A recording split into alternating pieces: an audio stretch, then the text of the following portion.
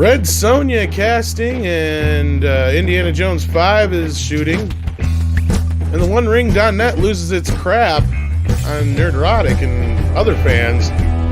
We're going to talk about that and more as Undoomed joins us this morning on Midnight's Edge in the Morning. Welcome, everybody. We've made it once again through another week. It's Friday morning here on Midnight's Edge, or afternoon or evening, whatever it is where you're listening to us, because we know you're from all over the place and we love to hear where you're from as well. But let's not waste any time. Andre, how are you doing this morning? I am doing good. Thanks for asking. It's another lovely Friday, or rather another lovely Blur's Day, because who can tell the difference anymore? I just, a little asshole got out last night, and guess who I found sunning on the porch here about 5 minutes ago? A little gift? Yeah, a little asshole. He's just chilling there. He's like, what's up? Yeah. It's like, I've only been yelling for you for the last hour, Yeah. But to with us, those that may wonder. What are you talking about, like a cat or something? Yeah, cat. Yeah, his name is Asshole when he's not good. Which is most of the time. But that voice you hear, of course, is undeniably the one, the only Undoomed. How are you doing this morning? I'm doing great. How are you? Well, other than chasing cats, I'm doing all right. Just glad to have you here. Yeah, thanks for having me, man. It's great to be here. Talk some good old movie news, get away from all the bullshit. Well, like that 70s rock fan already says with this super chat, thank you so much. Indiana Jones 5, Indy and the woke template of doom. What was it you were saying about getting away from all of the bullshit? Yeah, exactly. Fuck, you can never get away. Yeah, like Sean says, Tom yelling asshole at the front. Normally, yeah, no. I'm like, Indy, come on, you want your supper? And he'll just like usually perk right up. You know, he knows that word. I should just call him supper. That probably might be much more. People might get the wrong idea then too when I'm yelling for supper and a cat comes around. Yeah. Well, hopefully they'll be familiar with Pavlovian responses. So yeah. But we got a lot of great people in the chat, including Valiant Renegade, who I checked out his recent video on the tax situation. Have you seen that, Andre? Yes, I did. It was excellent. I have to say that Valiant Renegade produces some really, really good content here. Coming from the world of finance myself, I really appreciate everyone else who also does. Who takes the time to explain what's going on with the corporate sales issue, or sales and mergers and tax. And there's been loads of tax talk. And Valiant Renegade, he put out a video just the other day going through a New York Times article, which I thought was very, very good. So go and check out that article, article and then his video. Well, it was the Paramount deal is what we're talking about for those who don't know. Yeah. Right. Yeah, and he did a really great job of kind of breaking it down and taking an angle at least that, I hate to say it, he could be right as far as like Paramount's just kind of being mistreated in this situation. They didn't do anything that anybody else hasn't done. They probably, dotted their I's and crossed their T's just like everybody else. But, just so happens that they got caught, I guess, or I don't even say they got caught because they didn't even get caught. We should really even say alleged.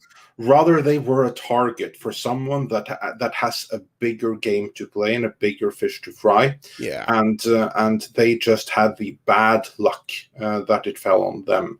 As Valiant points out, if you go to any of these huge corporations and you just throw a dart, no matter where it hits, you're going to find something where they use the laws and the loopholes for everything they're worth.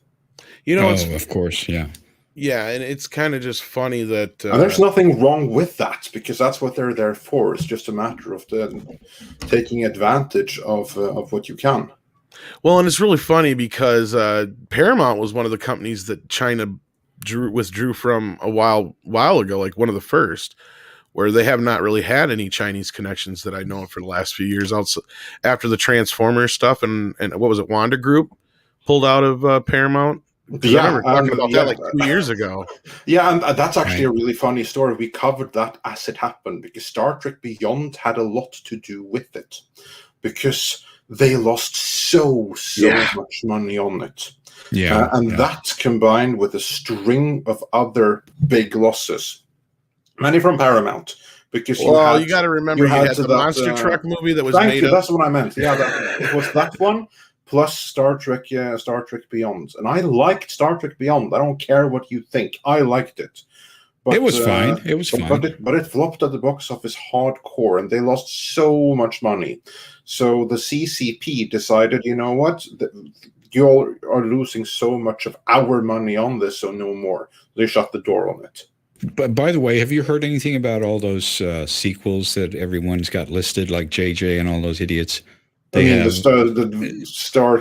various Star Trek Force. Which incarnation are we on right now? Yeah, exactly. I mean, if you look at them, there's like one untitled Star Trek sequel, and then there's like the Quentin Tarantino one. They're all dead in the water. None of them are happening. There's only two possibilities. Well, technically three, but two possibilities right now that have anything to do with JJ going on, and the likelihood of those two getting off the ground are so slim.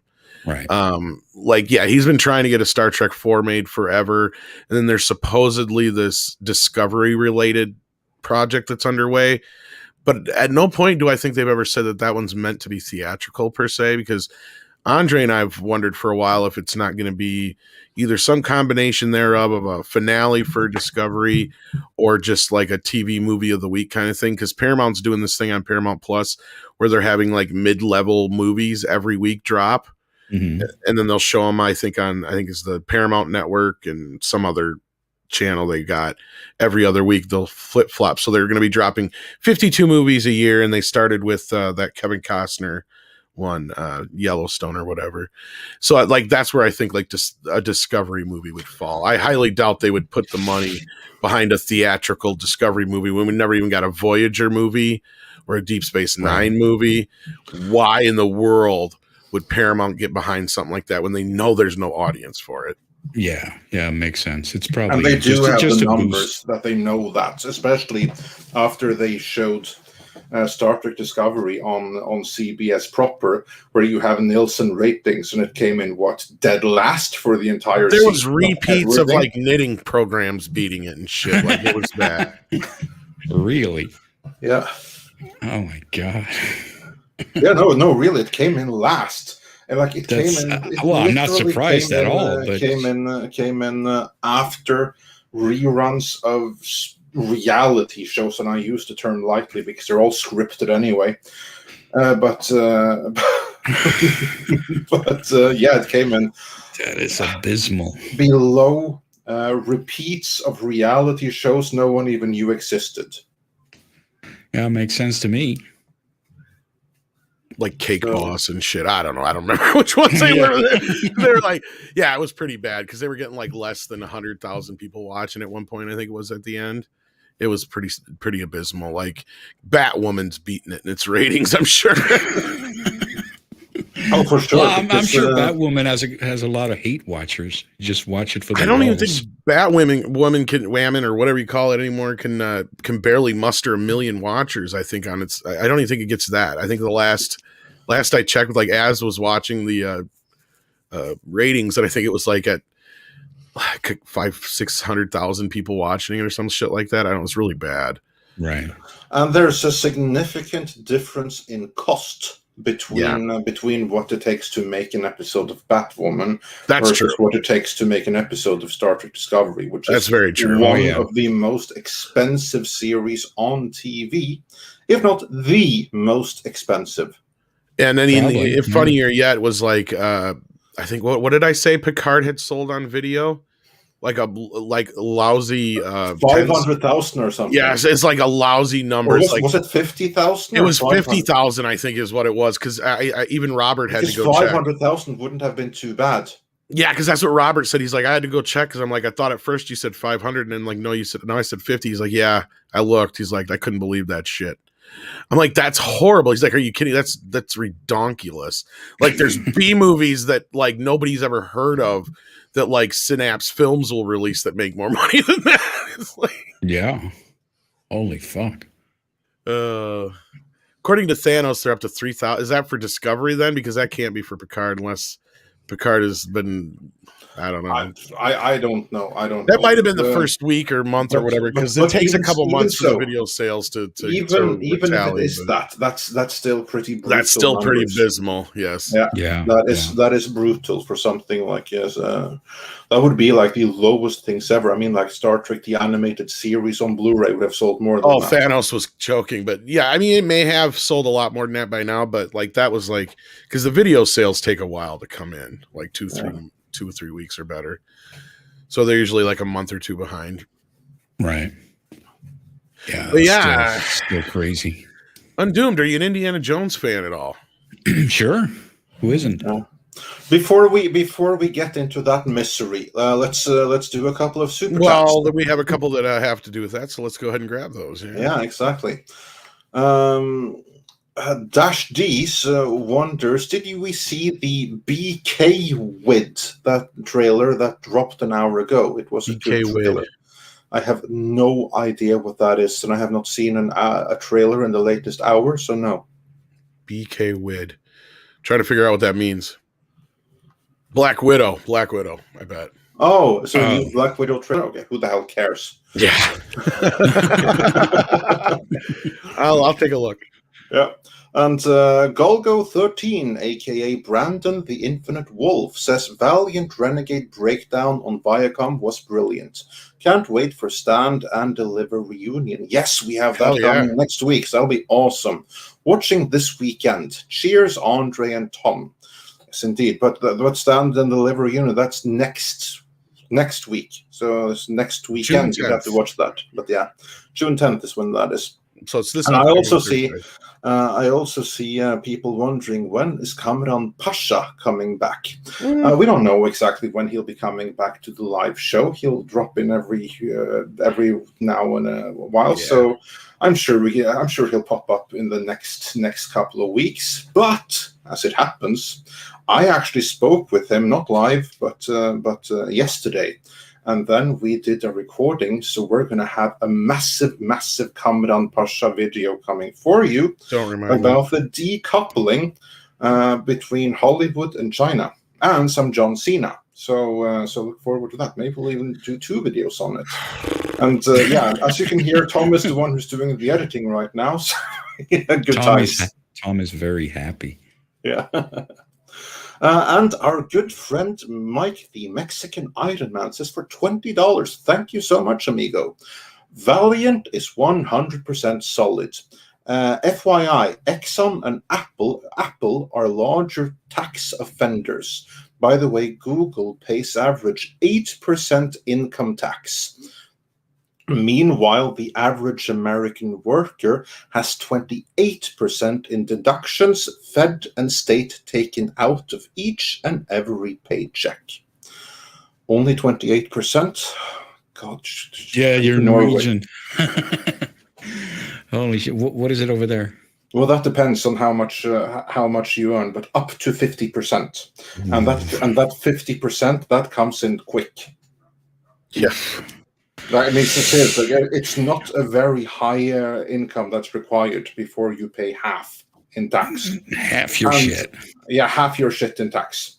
And also, when you consider the VAT that's baked in on everything, you'll be like left with like 20% of what you earn in the end. So wait, how much VAT? 25% on everything. A quarter of everything. Yeah. Damn. The Norwegian government's just sitting around pissed at you, trying to figure out how to get back at your ass, and they're like, I got it. I'll take half his shit. So everyone that's like talking about how amazing the Scandinavian model is, and like there's something to it. There's more to it. But yeah, I'm not going to get into that. And Daniel says, are you going to claim that Indiana Jones is not a mantle? Every real fan knows that it's been a title bestowed on male archaeologists until now. By implication, just like 007 James Bond, it's just a code name that anyone can have. Yeah, I see what you did there. Nice. Let's see what more we can bring up on screen before we get into the classics. And then let's see here. I'm just going to. Valiant Renegade says for $20, right on cue, my buddy Mike, the Mexican Iron Man, shows up. My professional cousin in the financial world. Thank you, Mike, and thank you, Midnight's Edge, so much for the plug. You just got me over 400 subs. You guys are outstanding. Oh, fantastic! Thank you. So everyone, go check out Valiant Renegade. He just got 400 subs. So go check him out, and he has some great content. See if we can't get him to 500. Indeed. And then John Apocalypse says for £1.99. Well, what do you know? YouTube unsubscribed me from Valiant Renegade. Of course they did. Yeah, of course they did. And have you been unsubscribed from Midnight's Edge again as well? No, but I check periodically. Yeah, because that's happened before. What, you get unsubscribed from your own channel? Oh yes, well, technically, I mean, the Midnight's Edge After Dark got unsubscribed from Midnight's Edge. Yeah, right. YouTube. But I'm dropping Valiant's link in the chat there, and also Undoomed, so you guys can check out their channels. So there you go. Yeah. And John Apocalypse says, A Quiet Place 2 made more than Cruella. Ha ha ha. Well earned. And Star Trek's Edge. Oh, I like that name. Wonders, is Netflix acquiring Viacom CBS? Very much doubted. That would shock me. Well, of course, anything is possible, but I haven't heard anything about that specifically. I don't think that... You know what? In this day and age, I'm not going to say anything one way or the other, but I haven't heard anything solid in that direction. It's not above the realm of possibility, but I don't think it's not outside the realm. Like, we've heard like loads of various takeover rumors that they're trying to like gear themselves for a sale. So who knows? But I was surprised that Paramount didn't get bought by Amazon. Like, I thought if anything, they would make a play for Paramount before they would like MGM. Like, that one came out of nowhere for me. Like, if anything, it looked like Warner was kind of hovering over MGM. And then it would look like Apple was kind of hovering over MGM. And then all of a sudden, out of nowhere, Amazon buys them. And I thought, if anything, Amazon and Paramount had been getting chummy as shit the last year. It's weird that Apple didn't buy them. Sony, on the other hand, has been more chummy with Netflix. I wouldn't be surprised if Netflix and Sony work somehow. Yeah, and then moving on before we get into the main show, Tsukiyomi99 says, as someone who wants to get into the Conan comics, where do I start? Oh, wow. And are they uncensored? Oh, I can't wait to answer this one. But I'm not going to take 10 minutes. So just hold that thought, and we'll get back into that question when we get into the Red Sonja news later on. And we'll do the Conan plug in conjunction with that, all right? So just hold that thought a while longer, and I promise we'll get into it. I can't wait for it, because that's my favorite topic to talk about. Yeah. That's actually cool. Let's see, then we also got Lord Trinan, who says... Hail Midnight's Edge. Will there be happy news in this stream today? I hope there is. Undoomed is here. That's happy news. That's happy. And also, the Red Sonja news are potentially very good ones. Are you kidding? Yeah, there should be some. Well, maybe. With the world news getting crazier, the battle for Hollywood feels like the only place we're gaining ground. Yeah. You might check back for when we got the Red Sonja thing. Like, it's partial good news there. Tonnerser Tree says for $5, we are primed to spend monies on good and great content, Hollywood. Check your egos at the door. Wouldn't that be something? Yeah, that's good advice. Yeah. Black Sabbath says, how bad do you think Netflix will mess up with Sandman? Andre, this is your domain. Yeah. I've only seen the movie once. You've seen the movie once? Well, that's good considering it hasn't been made yet. But yeah. Wait. Am I mixing it up with something else? I thought it was like an old 80s movie. No, Sandman, like the Neil Gaiman comics. Oh, I'm mixing it up with something else then. Yeah, No problem. No worries at all. I think it's going to be okay. But the problem with it is that the Sandman that you're going to get on Netflix isn't so much an adaptation of the Sandman comics that a 30-something Neil Gaiman wrote in the 1990s.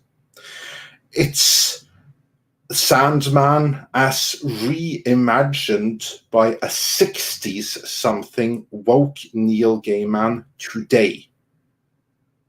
That's the issue there. So then it's a matter of like, how much is he going to deviate? Because he'll be very heavily involved. And I think that I think if you're a hardcore fan of the original Sandman, I think you're probably going to be disappointed with. Let me put it to you like this: there was one Sir, Sir Mix-a-Lot. He liked big butts. It would be like if today he turned around and realized he didn't like big butts anymore. So, and then he wanted to redo the song. That's what it would be like. Yeah, kind of. So, and the Sandman comics, they were also what you would call very progressive. They absolutely were. So, like, some of the casting there is like fine when you have like someone who identifies as they playing Desire, I think it was. That's actually very much in line with the comics. But then you have like taken other liberties. And how far do they extend? I don't know. But you had Neil Gaiman himself come out and say that this is Sandman as I would have done it if I had written it today. And that has me worried. Right. Yeah. There's some gender swapping going on. And some other things that are just got people a little concerned, and probably rightfully so. Like, but you said that the radio play they did, Andre, recently wasn't so bad. No, that's amazing. So if you're a fan of Sandman, here's what you do. The beauty thing is that on Audible, they have these Sandman audio plays. So it's not just one guy. They actually get a talented voice cast of professional actors to reenact basically the original comics. It's 100% true to the original stories, and it's amazing. Probably it's going to be better than the Netflix series. And the casting there is just spot on. I mean, this is a cast that should have been in a Netflix series, honestly, rather than the people we're getting. Yeah, and in other news, real quick here, I did hear this: Mission Impossible 7 got shut down because somebody tested positive. So I bet Tom is not happy. I would imagine so. Did you hear about his freak out? Filming? Yeah, I guess so. Did you hear about his freak out Undoomed?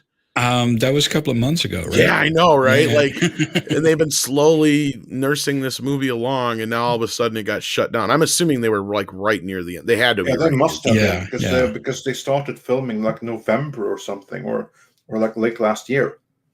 Yeah, I remember seeing he was freaking out on someone, and he's wearing like triple masks, and he was really, really pissed, right?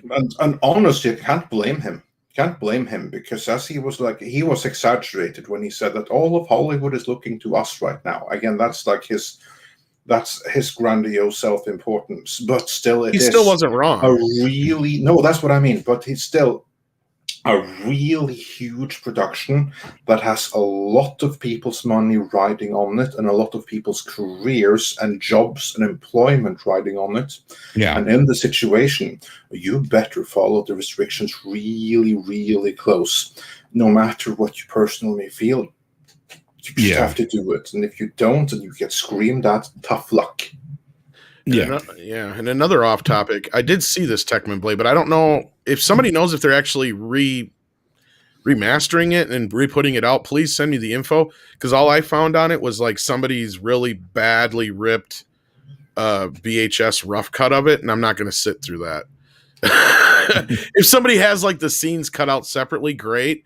But I am not one who likes to sit through like rough cuts of movies, like especially if they look like they've been dubbed 10 times over. But that's all. The frustrating is that of such rough cuts, the one that I have is the rough cut of the 1989 Punisher with Dolph Lundgren, and it's so much better than the release version. I mean, I'm tempted because I guess this 20 minutes is a lot. I mean, it doesn't sound like a lot, but you stop and think about it, it's a lot. It's a lot. That's a night and day. Yeah, it's a fan cut. That's what I thought. You know what though? Those fan cuts have a way of making once in a great while. And Mario Brothers has never gotten a proper Blu-ray release in the US. I've got the import, which is a really decent release, and even has a nice documentary and stuff on it. But that's a Blu-ray or I can't believe Shout Factory or somebody like that hasn't like begged Disney to get the rights to that and just done the fan cut version and some other versions, because there's a movie there. It's not Mario Brothers. It's like a Blade Runner kind of movie. It's like Andre and I have talked about this, how it's as far as like a steampunk movie or whatever, it's interesting. As a Mario Brothers movie, it totally fucking sucks. As cyberpunk.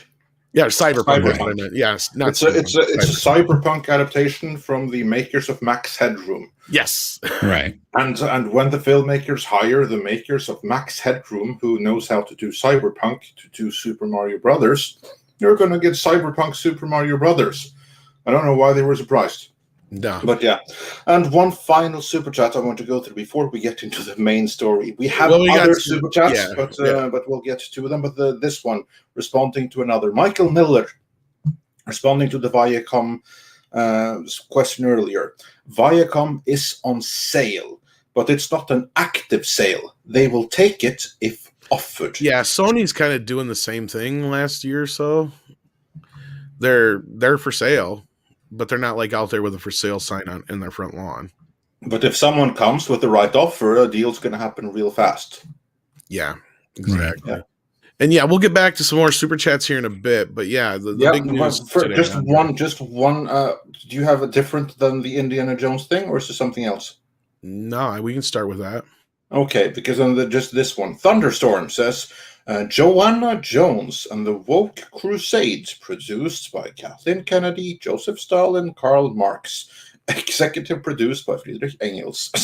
Yeah, that's all right. We're in that. Let's jump into the first main topic of today before we continue. More super chats a little bit later on. And that is that Indiana Jones to begin filming in the UK next week. And we have some conflicting reports, conflicting in that it apparently is filming already.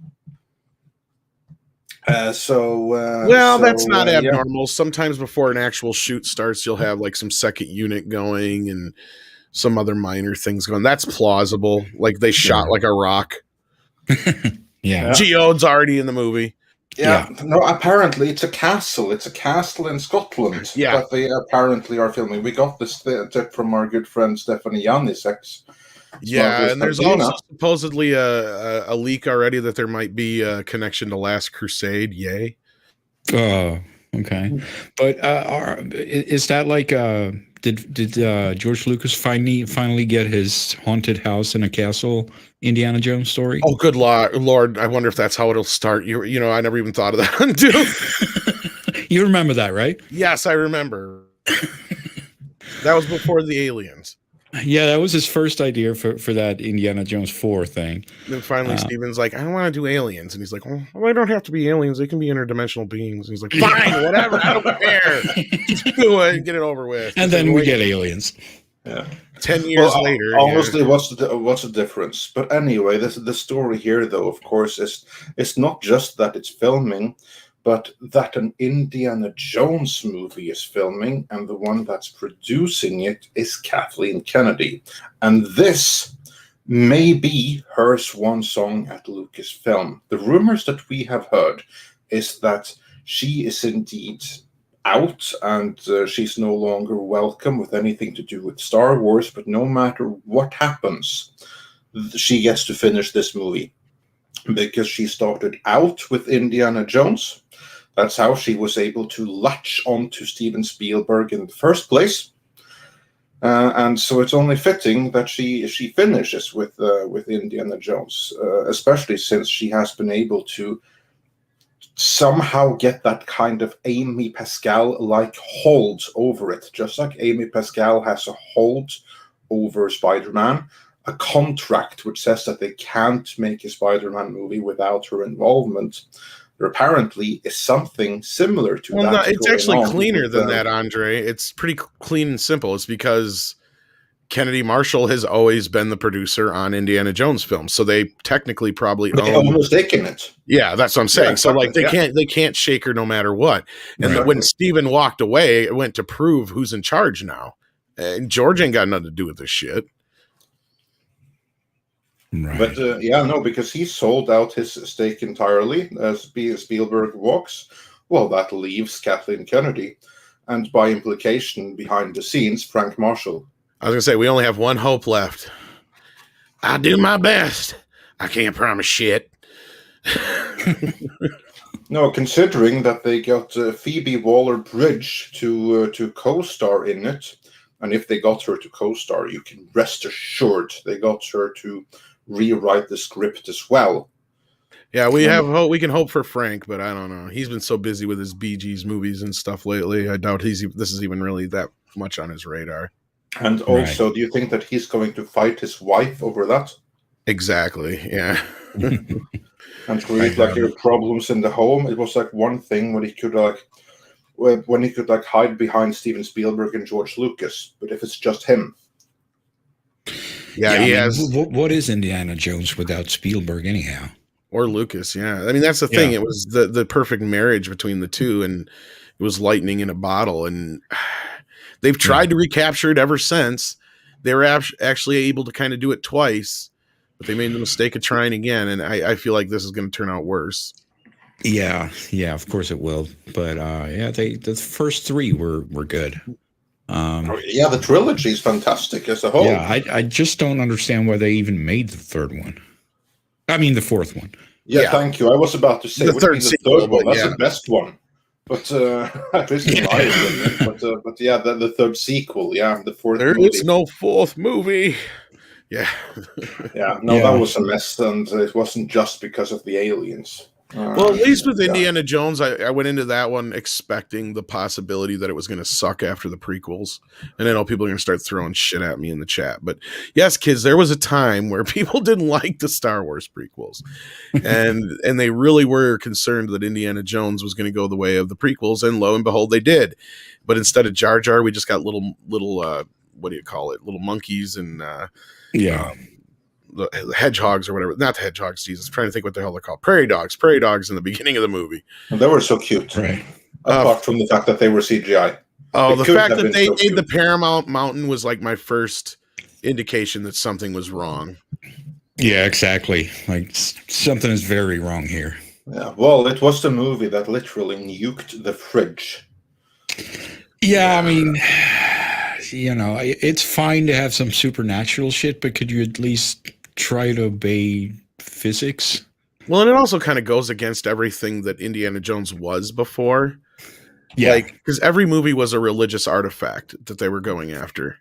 And in this case, it made it interdimensional, but it was technically aliens. And once you introduce aliens into a situation where you've had religion before, it really kind of messes with shit. And that was kind of the whole joke of Indiana, or not joke, but I don't know, I wouldn't call it the hook, but just kind of a little thing with Indiana Jones was he was, he didn't believe in God. He was, he didn't have it, but he kept running into these things that were real, like the Ark of the Covenant and then, all that kind of stuff. So it was like everything that went against his belief system. It just, that was kind of the whole, like I said, it's not the joke, but the gimmick of the series.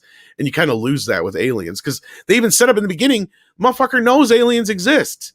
So it kind of undoes what it would be like Indiana Jones in the first movie. It's like, yeah, I've already found Jesus's tomb. Now I'm looking for the Ark of the Covenant. It's like, well, that doesn't jive with what Indiana Jones is. I don't know. That was kind of off, but I think you guys get what I'm getting at there. But it just doesn't jive with the whole. It's like something he probably already suspected. Exactly, because they open up the movie and he was there during the crash of Roswell, and so he's obviously aware that they were aliens. That's the whole point of that open scene. So then when there's aliens at the end of the movie, it's like that's no surprise for him. Why would that be any surprise at all? Because that's the whole point of the first 3 movies, is that this guy doesn't believe in any religion, but yet everything he's running into is real. And it's the stones in the second movie, and then the Grail in the third. So they're all religious artifacts. It just makes no sense. Yeah, it's really weird, that whole movie. He's got so many weird things. I mean, remember I don't remember his name, but the guy who keeps flipping, he's like a Max agent. is like one of the worst fucking characters ever in the history. And then at the end, he's like, it's okay, I'll be okay. And he floats off and dies. Like, what? The fuck? Yeah, if you were such a double agent, you could have got him out of this situation how many times now? It's just weird writing.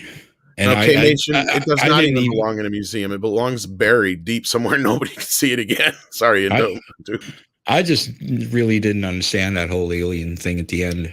Like, what the fuck's going on? George was hung up on it for years because that script leaked online like in like 94 or something like that, like early internet days. I remember that was like an early one that everybody was reading and they laughed about. It's like, oh, aliens and Indiana Jones. And then we actually saw the movie and we're like, they didn't fucking do it. Yeah.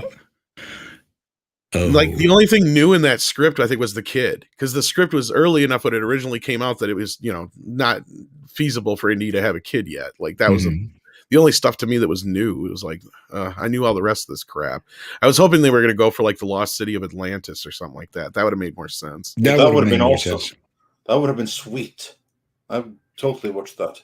Yeah. Which they kind of do, because like it's like almost like El Dorado when they wind up finding the alien thing. It was like, you just take the aliens out, it would have been better. Just find the lost city of gold or something, Yeah. Yeah, made no sense. But anyway, that would have been even sweeter with the lost cities of gold. What was it?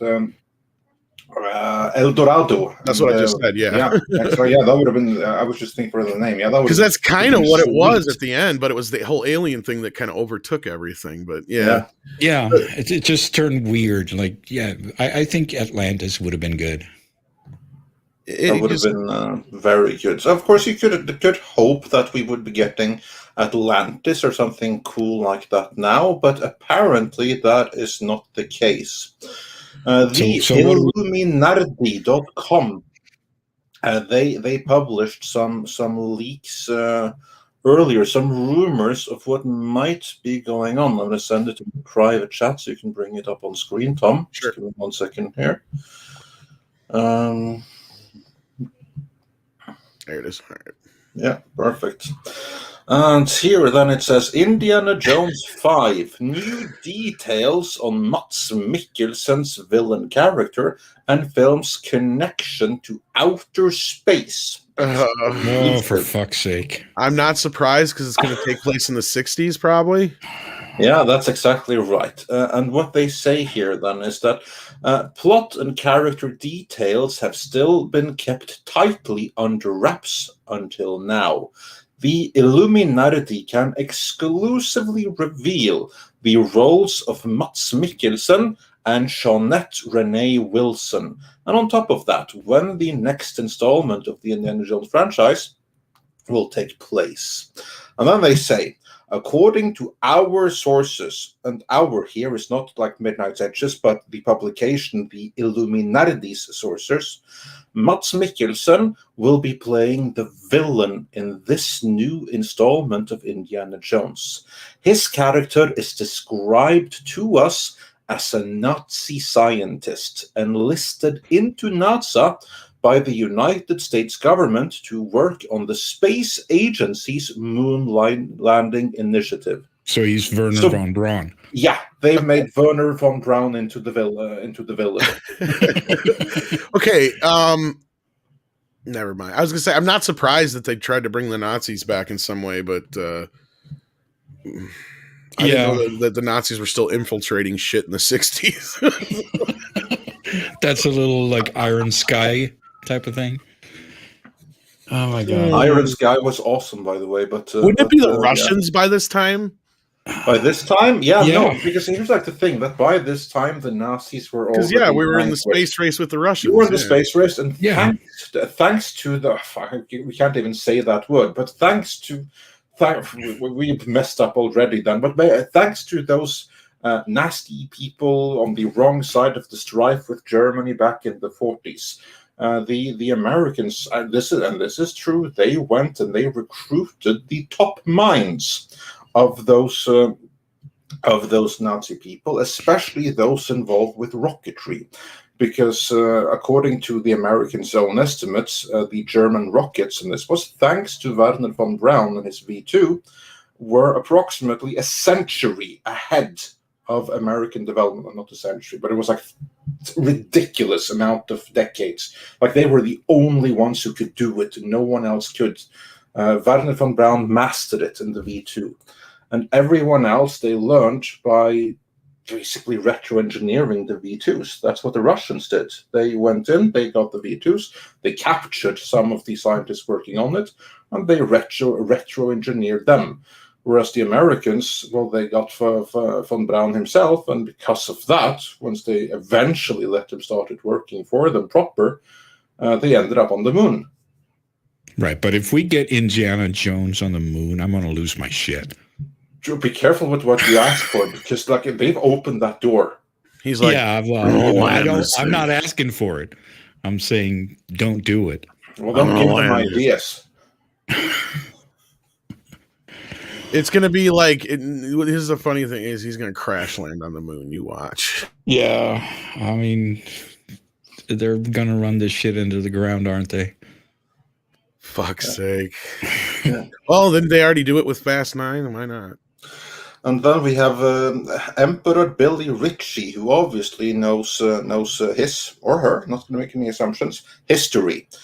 We had von Braun. The Russians had Korolev. Yeah, that's indeed right. He was the one who did the retro engineering of the V2s and was able to further it for the Russians, meaning that they won to begin with. So yeah. Mr. Tickletrunk says Yahtzee moon-based time. Oh, yeah, actually, you could be right with that Iron Sky thing. Awesome with that. I wouldn't be surprised, but I don't. What are they doing? I don't know, man. Oh, well, we know why they brought James Mangold in this. Let's jump to that bit real quick. Is anybody going to be surprised when Indiana Jones dies at the end, probably on the moon? From riding into the sunset to dying on the moon. I'm gonna land it. To be clear, everyone, we don't know that Indiana Jones is going to die on the moon. No, but chances are you didn't bring in James Mangold for any good reason other than look. And James Mangold, he specializes in, like, since Logan, like his specialty has kind of like been to kill off the heroes. He did it in. I have a feeling that's why Logan. They brought him in. And he did it in what was that race movie? Like Ford Ferrari. He did it in that one. Ford versus Ferrari was history, but so yeah, of course they got him to give Jones an epic send off, and maybe it'll be on the moon. Well, and I think a lot of it has to go back to what Harrison Ford said like 2 years ago. Nobody else is going to play Indiana Jones but him. He flat out said that when they were talking all the female Indiana Jones stuff. Mm-hmm. But again, that's where Phoebe Waller-Bridge is probably brought in to take over in his stead. Because she's going to start out as this prissy, English fucking... Oh, yeah. Like, she's going to be his replacement at the school. You watch, because he's going to be retiring as a teacher, and she's going to be there as his assistant, and she's going to be taking over, and then she's going to get wrapped up in this adventure, and then she's going to be like the next one to take his mantle. And I know people are bringing up that he supposedly lived in the 90s. That was in the TV show that probably doesn't matter anymore. Just remember that. Well, I mean, what is he now, like 80 years old? Exactly. He already is in his 80s or 90s, yeah. Harrison Ford, I mean, right? He's like 80-something. Yeah, he's 80-something, I think, yeah. So yeah, he's not going to be running around doing any sort of wild stunts, that's for sure. That would just be cringe. I guarantee you Kathleen Kennedy has never even watched the Young Indiana Jones series, even if she was an executive producer. She wouldn't have to watch it in order to be that. Like, her job would like be to make phone calls and shut down Brooklyn Bridge and stuff. Right. Exactly.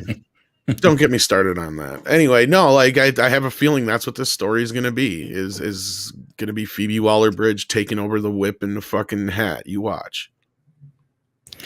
Yeah, that's probably what they're going to do. Because he's going to be too old. He's going to need to stay in his lane. Yeah, exactly. He's going to be Obi-Wan, and but I just can't get over this moon connection. Like, Jesus Christ. I hope it's not true. That is potentially very scary. Yeah, like we're going to get Indiana Jones and Moonraker. Yeah, that's what some of the people in chat are already bringing up too. It's like, yeah, now we've entered Moonraker territory. It's like, not even 5 movies in, and that's where they're at already. That's weird. Yeah, I think they should just let it be. But they're threatening with us, and they're threatening with it so much that they're making sure that we know this son of a bitch is filming. Did you notice that too, Andre? That's the other thing I noticed. Is like, yeah, of course. This is about making a statement. This is going back to what Kamran Pasha was saying, that now the change has already happened in Lucasfilm. Now it's all about securing the legacy of Kathleen Kennedy. So this is what she's doing now. See, she's still out. She's still doing this. That's why they make such a fuss about this is now happening. So no one think that Kathleen Kennedy is as useless as you all secretly know. I love this statement here. Action comment. Again, we're going to get back to the other super chats in due time here. But if the first 3 Indiana Jones films were an homage to serial films, and Indiana Jones 4 was an homage to 50s sci-fi, what will the 60s influence be? Dirty Dozen or Beach Blanket Bingo? Think the latter, but probably more a bunch of like Phoebe Waller-Bridge just telling Indiana Jones he's an old fossil. Yeah. It doesn't have to like reference anything. I mean, it was Spielberg and Lucas that did that before. None of them are involved. It doesn't have to be like a play on anything that came before. It could be just about telling him to shut up because he's a man and be ashamed. And but you know that's going to be in there because it's taking place in the late 60s. So they're going to have the civil rights movement and all that stuff's going to be in there. Absolutely, I agree, and I think that's part of the reason why they brought in Phoebe. She hasn't been said to have been writing anything. She's just casted right now, but I guarantee it's going to come out that she writes something. Of course, you never hire Phoebe Waller-Bridge, the writer and showrunner of Fleabag, in addition to its star, for an acting-only role. I mean, even on Solo, where she played like the activist droid, you know, like the Droid Lives Matter droid. Even there, she got to write. She improvised 90% of that shit. Yeah. Yeah. You never hire her just to go in and read the lines. And that was so bad that most people were thinking it was almost a parody of itself. Well, that's like the thing. When you get too activist, it inadvertently becomes a parody, doesn't it? Yeah. I mean, there were so many people saying that. Like, I'm not even sure if they're making fun of SJWs or if they are SJWs at this point. Well, here's like the thing that like those people, and I do not like to use that term. I prefer to just call them activists. But the activism has gotten so extreme that there is no telling between what's actual activism and what is complete parody. Right. I mean, you have like this parody account. I forget the name of it. It's on Twitter and stuff like that. You have like, it's like this conservative guy who's behind it, and it's like this. Help me out in the comments. And Tatiana McGrath or something like that. Yeah, I think that might be it. And he just put like the most outrageous statements from this Tatiana McGrath, and people fall for it nonstop because it's something that the actual activists. It's indistinguishable. It's indistinguishable from the real thing. Yeah, exactly. That's like that's the scary thing. There's no way to distinguish the parody from the real thing anymore. No. So yeah. Yeah. So with her on board, we're certainly gonna get something very special, aren't we? Also on that note, referring to just that, Food in the Steadfast says, I thought the robot was making fun of SG Jobs. No, that's like the thing. That's was the dead point. serious, and that's how it inadvertently makes fun of itself. But they don't see it that way. Yeah, that's the whole point. That's what it looks like if you're like charitable. To the target audience, that robot was the best thing ever. I mean, just go and look at the articles at the time. People praised that robot as if it was the second coming. Yeah.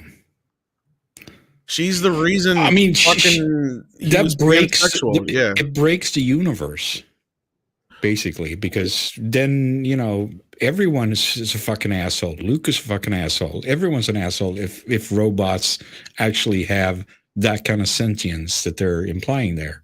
And it brings a whole new meaning to the line when Lando's like, "Hear me, baby, hold together." Now we know who he's talking to. Why he's so upset about losing that ship. I mean, why would you gamble your girlfriend to Han Solo is beyond me, but hey. Yeah, let's not think about that too much. He fucked that robot. Oh, he fucked that good. And everybody, I love all the people who are like, "Oh, they did not imply that." I'm like, "What the fuck do you think it meant when she goes?" You know what? I agree because it's wrong direction, right? Okay, you say that he effed that robot. I think it may have been the other way around. She fucked him, yeah. Yeah, he might have been on the receiving end of this. No, I was gonna say, no, people were arguing more so that it even happened. I'm like, what the fuck do you think that scene is where they're like, how does it work? And she's like, it just works. Like, that's exactly what they're talking about. They're talking about their sex life. It's right there. Yeah, exactly. And when that robot said it just works, then that is not said by the shall we say the receiving end of the equation. That's a giver who makes a statement like that. Well, though, the way they got Lando in that movie, he would fuck anything that moves. So, like, or be on the receiving end. The fish stops swimming when he walks in the door. That's all I'm saying. Like, yeah. They're like, oh shit, don't move. He'll see us in the tank. That's a good one. Yeah. The dog hides under the couch and while we're topic of the Indiana Jones, Troy Pacelli also points out they're making sure we know Indy is filming and making sure we know it's nothing we'll want to see. Yeah, because that's how marketing works these days. It's like appeal to the Twitterati and the target audience right there, and make sure that the built-in audience, because they're problematic, will have nothing to do with it. Like, this is a tried and tested procedure that always ensures going broke, which is why Lord of the Rings is doing it right now. That'll feed into one of our other stories that we're going to talk about. And we'll get into that real quick. First, I want to get caught up on some more super chats. First, we'll do the ones I can bring up on screen. Then we're going to get into the classics here. Let's see what I can bring up on screen. Oh, I can bring nothing up on screen. That was easy. We're going back to the classics. The first one today is from Willie Woodwood, who says, sorry I missed the show. Good luck. Hi, chat. Hi, panel. Well, hi, Willie. Hope you catch it on the replay. And says, hi, gents. Hello, everyone. And I happen to see in the comments that also wouldn't be able to catch us live. So I hope everything is fine. I look forward to seeing you later. Is that ASMR? Is it ASMR? That's a little ASMR. Andre should do his whole like an ASMR channel. It'd be like, yeah. What would that be, like me saying the whole time? No, you would. Yeah, a little Frankenstein. You couldn't throw in a Frankenstein in there. Yeah. I was actually thinking of reading some Ibsen for channel members. That might in its original Norwegian. That might work the same way. I was figuring. Right. But yeah. And then Culture Casino says for $5, the Swan Song starts filming. The glorious disaster predicted. No Spielberg, No Lucas, no good. This bridge to nowhere lady is the new Ted McGinley. And Cultured Casino follows up with, for Kennedy, this is a great follow-up to 4 funerals and an immolation. I see what you did. Great. After the stink applied to Bond and after its impending flop, this movie will flop. Yeah, actually, I'm looking forward to seeing Bond right now just to see how bad it's going to be. I mean, like at some point you just give up hope, and then you might as well just hope for the worst so that you can at least laugh at the flames. Speaking of hope, go ahead, Undoomed. Sorry. No, I think we talked about this last time, but is there any news? Is it ever coming out?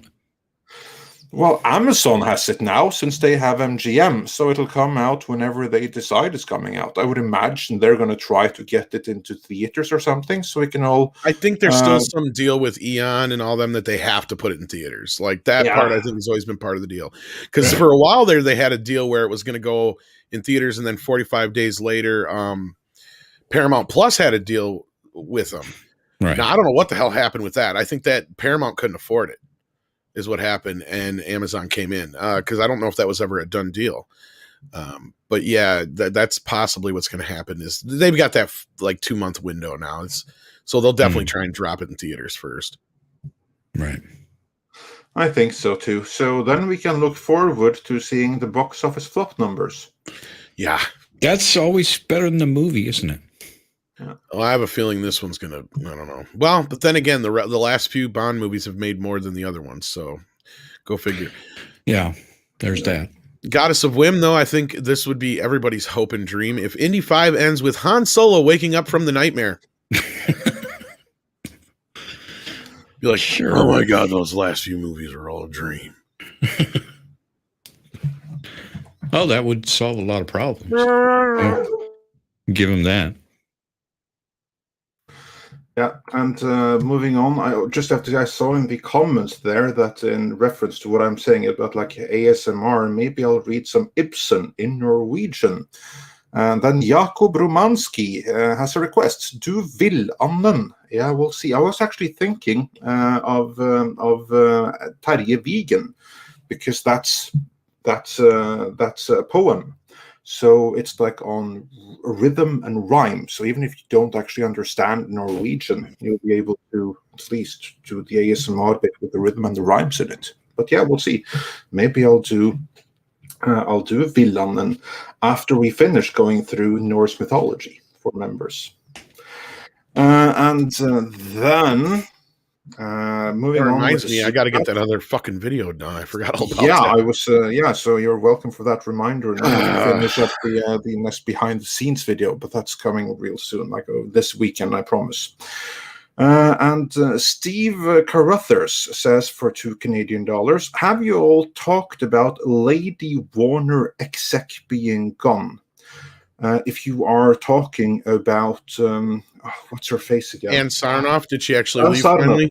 No, she hasn't left yet to my awareness, but we did talk about her apparently sending out feelers looking for a new job. Not only did we talk about it broke here on Midnight's Edge, because we had Mikey Sutton on as he got the message from 2 different sources live. So we were the very, very first to break it. But as of this moment, unless something has been like breaking while we've been live, not that I see, she is still with Warner Media, but she won't be for long. I think probably that she's gone, because from everything that we have heard, David Zaslav, who is the incoming CEO, is not happy with how they have been running the show at Warner Media, and he's especially not happy with how they've been running DC on films. But what's funny though is that, you know, Killar left, like he was going to leave, like it was in the news. Everybody's like, yeah, he's leaving, and then no, he's not leaving. He's sticking around. And then there was that story I sent you yesterday. Like, I'm not so sure that I was too far off with when I said Zaslav is going to come in, but he's going to pay attention to what, you know, made money or has fans. And the Snyder Cut is not something to sneeze at. I mean, there's people importing the shit out of that Blu-ray right now because you can't get it in the U.S. And from what I heard from Bill Hunt originally on his deal is he said that the reason they hadn't done a date for the U.S. on it had nothing to do with HBO Max and everything to do with they don't have the facilities right now to make enough discs. They're like backed up because really, yeah, like there is no more U.S. distribution plants for facilities to make discs. They got to do them all in Mexico and other places. And now just this last 2 weeks ago it was Warner shut down their facilities and now they're doing a deal with Universal. So that really slowed things down. Like everything's at a dead crawl right now. Like they don't even know if they can get them out in time kind of thing. So they haven't set a date for them. This is what I heard. Right. Because there's a lot of people who want to get their hands on it and they've been importing the shit out of it. Because there's a lot of places that don't have HBO Max yet or haven't been able to get the movie proper. So that's another reason why people are trying to get their hands on it. So it's a bit of a hot commodity. Right. Did you get yours yet, Andre? Because I thought you said something about ordering it. Yeah, but I didn't. So yeah, that is. Thanks for reminding me. I have to get that one. Because I know Bill was waiting for his yet in the mail. So yeah, well, I'm sure I'll let me just check that real quick if it's in store or waiting or what, because that I can find out. Let's go to Platekompaniet. I think it came out this week. Yeah. Let's see if they have it here. Justice League. Find that out right away. Try to spell it correctly. Yeah, they have it in store, so I can go get that right away. The only thing that's delayed is the Steelbook limited edition. Yeah, I was going to say the Steelbook has been really tough to come by. Yeah, but no, they have the regular 4K Blu-ray. That's in store in the Norwegian release. So yeah, I'll be getting that right away. Yeah. Then ActionCom has a quick question here before we get back to the other super chats. What is your bet concerning Indy's wife Marion? Dead, divorced, or still married? Good question. That is a good question. Yeah. Karen Allen really hadn't. I mean, she kind of quit acting for a little bit, and then she came back with Indiana Jones, and then I think she's been working fairly steady since. So I got to imagine they'll try and bring her in for at least a cameo. Probably, yeah.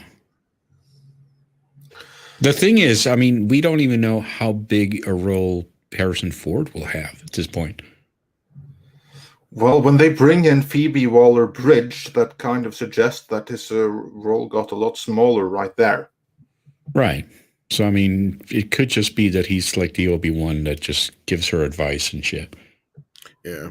And from what I've been hearing for a while, they're going to ignore, what's his name? Mutt. Right. The kid? Yeah, they may mention him, but from what I heard, I don't think they're going to have him. I'm sure that he'll just be off on college somewhere, and that's one throwaway line. And I also would not be surprised in the slightest if they're divorced, because that would be so progressive. Could be. Jesse, yeah, I'm with you. I've been on the train of just recast him for years and keep it in the 30s and 40s if you're going to do it that way. Like, there's no sense in because to me that's what makes Indiana Jones. Because once you get past a certain point, guys like him don't exist anymore. Oh, exactly. I mean, that was like a 30s man's man. That was like manly men from that period. Well, not just that. It was the age of discovery. It was where you constantly had all these, like that kind of fell off. Yeah, he was kind of a Renaissance man. Once all the major digs and discoveries had been found, I mean, how many have we had in the last 30, 40, 50 years that were really that major, Actually, there are a couple. And yeah, but like would that have guys like Indiana? Don't even get me started on let me rephrase that then. The people that we've had in the last like 30 years have been people that have been, they looked up to Indiana Jones, and that's why they got into archaeology. But I'm willing to bet that there was a large patch of time in there where it wasn't like the thing you wanted to get into. Like there was no real reason for it for a lot of people. I'm sure there were, plenty of archaeologists out there, but like there was probably a resurgence in the idea of being an archaeologist at that time. Because I mean, it wouldn't work in today's technological world. I mean, nowadays archaeologists are doing archaeology. That's what I mean. Yeah, from satellites, they're doing ground penetrating radar shit from satellites and discovering way more than they could do on the ground. Thank you. That's what I'm getting at. Yeah. Yeah. It's not the same thing. That's what I was trying to say. Yeah. Yeah. So it'd be fucking boring. That actually gives me an idea what would have been perfect if you were to recast and do like a younger Indiana Jones. What would have been freaking perfect? The Nazca lines. They only just like the Nazca lines. We don't know how old they are. Like, we really don't. Archaeology may claim like a ridiculous number, but like 500 years or something, but we don't know. What we do know is that they didn't even discover what the Nazca lines were until like the 30s, because that was the first time you actually flew over the area, and the pilot nearly had a heart attack seeing that these structures that were invisible from the ground made up figures from the air. Ancient alien theorists say yes. I ain't saying it's aliens, but it's dinosaurs. But anyway, you don't even have to go with alien, but you never. But there you absolutely have like something that's absolutely worth checking out. I think people forget how much slave labor can get done. Yeah, exactly. Yeah, exactly. You got people who can't gripe about putting their life in danger, and they don't have fucking Twitter and HBO and shit. Well, what the fuck else are they gonna do? I'm gonna build a pyramid. Shit. Yeah, that's fun, man. What else are we gonna do? Yeah, it's dinosaurs. Yes, 6. It's dinosaurs. I think they're smarter than we give them credit for. Oh yeah. Yeah, those raptors, they were figuring shit out, man. Especially if you look at the new Jurassic World shit. Yeah, no kidding. Yeah, they went from being able to open doors to being able to talk and shit. And next thing you know, the raptor is going to be doing sign language and shit. The next one probably. We're going to get to that point where we have the gremlin, the intellectual gremlin. Oh God, yeah, brain gremlin. Yeah. All we want is what everybody else has: civilization. Exactly. And then I'm moving on with a couple of super chats before we get into the next main topic. That 70s rock fan said Indiana Jones 5, Indy and the Woke Template of Doom. I think we got that yeah, one. We did. Kaiju King Gabriel says, greetings, Midnighters and the panel. Andre, have you ever heard of the band Heilung? It's Proto-Germanic and has Viking influences. That and Vardruna. I have heard of both of those bands. I'm not too familiar with their music, but I know of their existence, best I can do. So I hope they're cool. But I haven't actually heard their music. And then Darius Münchhausen and Gran Wasu42 both sent us popcorn super stickers. So thanks so much for that. Stephen Otten says, Hail Andre, Tom, Undoomed, Wrenches, and Midnighters. I'm waiting for the day cats take over the planet. They already have. Catty people are certainly in the process of doing just that. No, just think about it, though. We serve cats. They've figured this shit out a long time ago. I'm standing in the door going, Kitty, are you coming in? And he's just sitting there laughing at me. You know it. I'm coming when I'm good and fucking ready. And then not only is he coming in, he just lays there and expects me to go pick his ass up and bring him in the house. That's how fucking trained I am. Yeah. There you go. And that's the trick. Also on that point, Dash D says, come on, Tom, like any guy, don't like chasing cats. Yeah, cat. Let's stay with that. Oh, yeah. And cats are dicks. then they are. let's see. And this is going to bring us right into the next topic. Hypergiver 2 said, all I know is the gaff with the OneRing.net. JSG, Nerdrotic, and Heel versus Babyface has been keeping me amused. Fake fans trying to gatekeep is hilarious. So let's get into that a little bit. Tom, what's going on with the OneRing.net? You know, that's like web page for Lord of the Rings news. The WokeRing.net? Yeah. That Gary from Nerdrotic used to get much information from and talk up frequently. And I emphasized in the past tense. Yeah, I haven't really stayed too much on top of this, but I was aware of it to a point. I saw it, and I'm just like, yeah, I'm not surprised. Um, let me break this down here. Bleeding Fool put this together. Woke1ring.net throws fuel on Amazon Lord of the Rings backlash. The stakes are high for Amazon Studios' upcoming Lord of the Rings series with a reported first season budget of $465 million. The series will become one of the most expensive shows ever made, right behind Discovery. In an interview with Hollywood Reporter, Amazon Studios chief Jennifer Salk, our favorite, said, "The market is crazy, as you saw with Knives Out deal. Netflix paid $469 million for 2 sequels. This is a full season of a huge world-building show. The number is a sexy headline or crazy headline that's fun to click on, but that's really building an infrastructure of what will sustain the whole series. Yeah, it's amortization. We know, we talk about that shit all the time, but it is crazy world, and various people on this Zoom, mostly Bela and me, have been in bidding situations where we start to go incredibly high. There's a lot of wooing, and we have to make decisions on where we want to stretch and blah, blah, fucking blah. Who cares? That ain't even the point of what we're getting to. We've been talking about for a while, and especially Gary's been talking about for a while, and those guys, about how the series is going to get all woke. And we've been really scared of that. The token site, though, OneRing.net, has been something that Gary has been talking up quite a bit in the last few years. But all of a sudden now, somebody behind the or not the website, but at least the Twitter deal, because this even gets into like religion, and I don't want to get into that part of it, but let me see if I can get to the yeah, this is where it all began, right here with this tweet.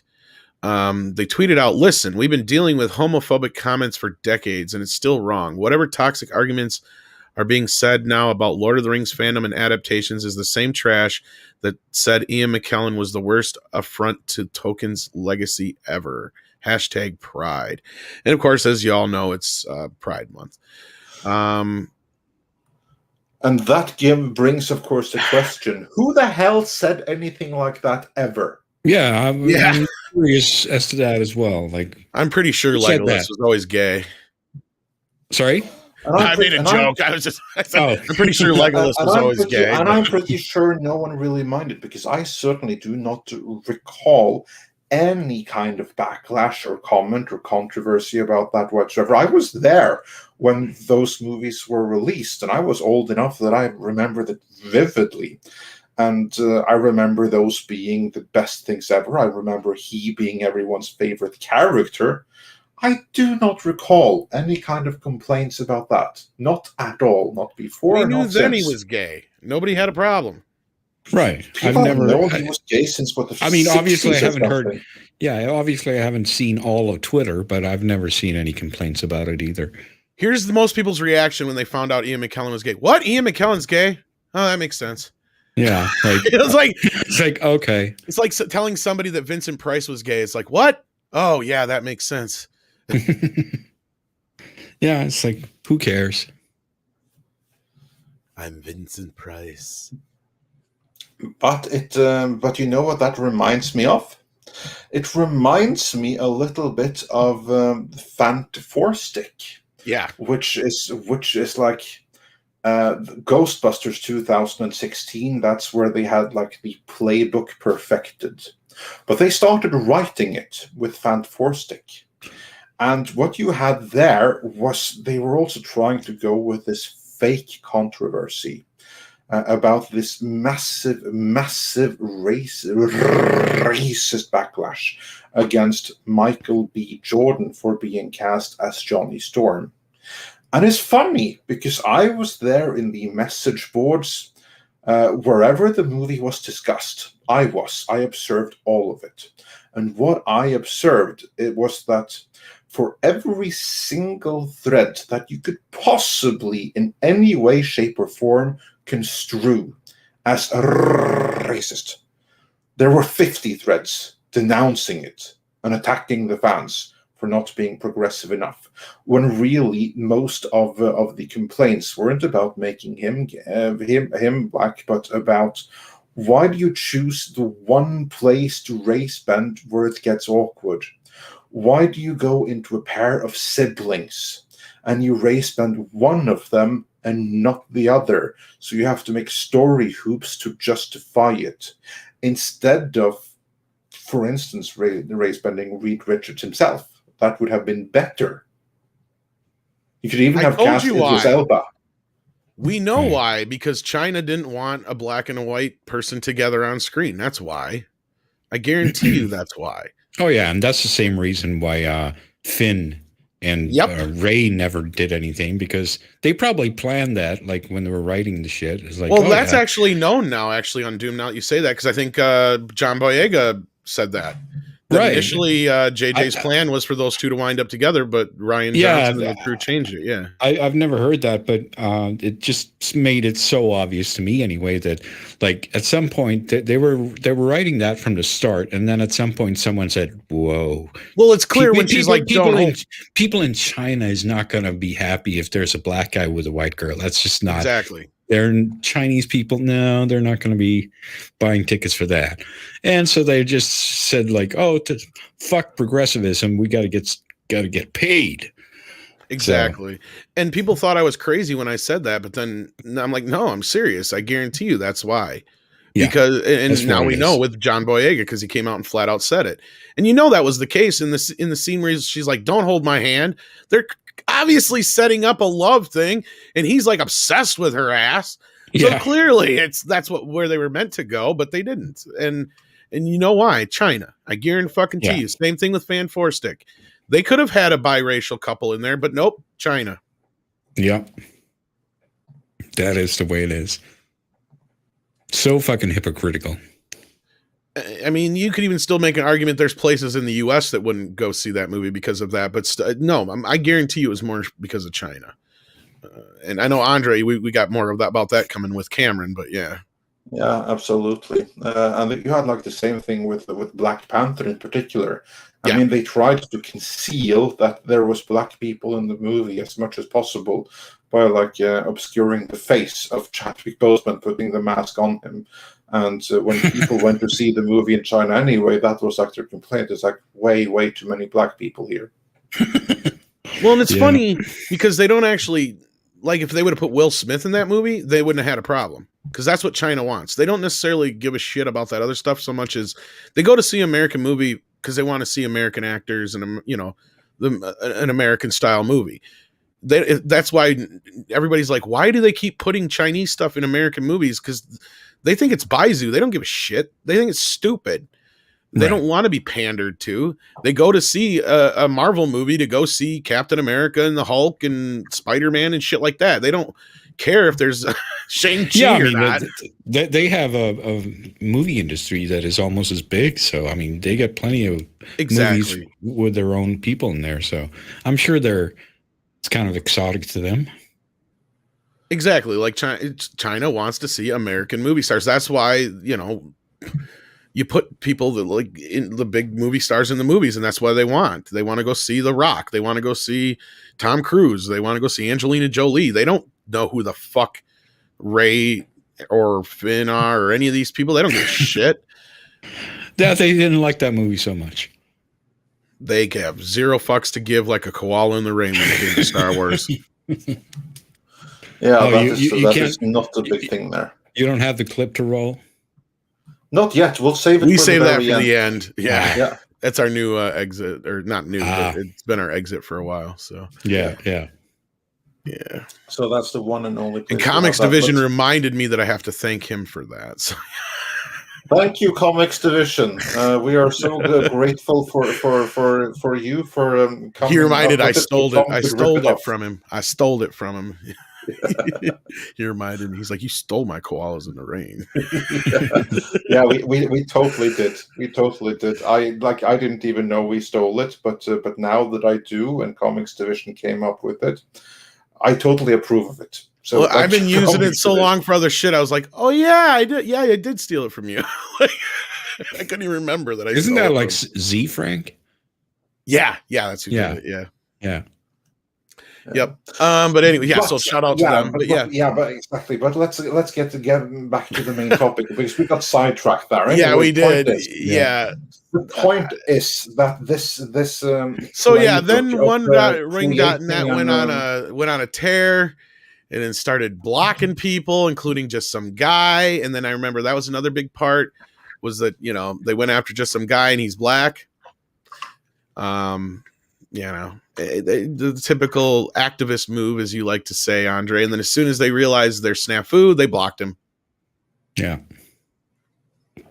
I think they tried to deny that they blocked him. Yeah, they did. Yeah, there was a whole big. And again, I haven't stayed exactly on top of this, and I was.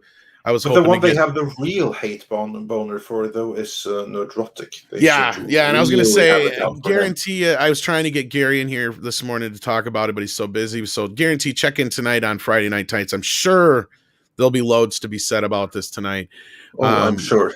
But yeah, just to kind of get the overview of, because I hadn't even really been keeping up with it that much. But I normally do when it comes to Lord of the Rings, but I just wasn't surprised. And they deleted their tweets, as Arwen brings up here.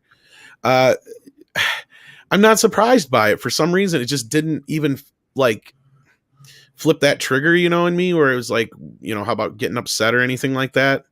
You know what I mean? Like, it's just I'm not surprised at all. Yeah, but I'm curious, Undoomed, why do you think that this happened? Why now? Why now so suddenly?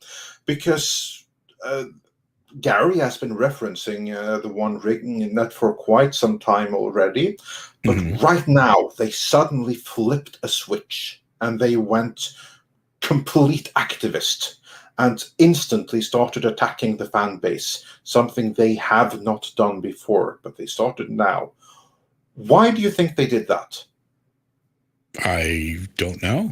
I'm sure you have a good point with asking this question. I got nothing. Yeah. Well, Tom, why do you think they did that? Why now? I think this is on the, they kind of tell you why they're doing it. First of all, it's Pride Month.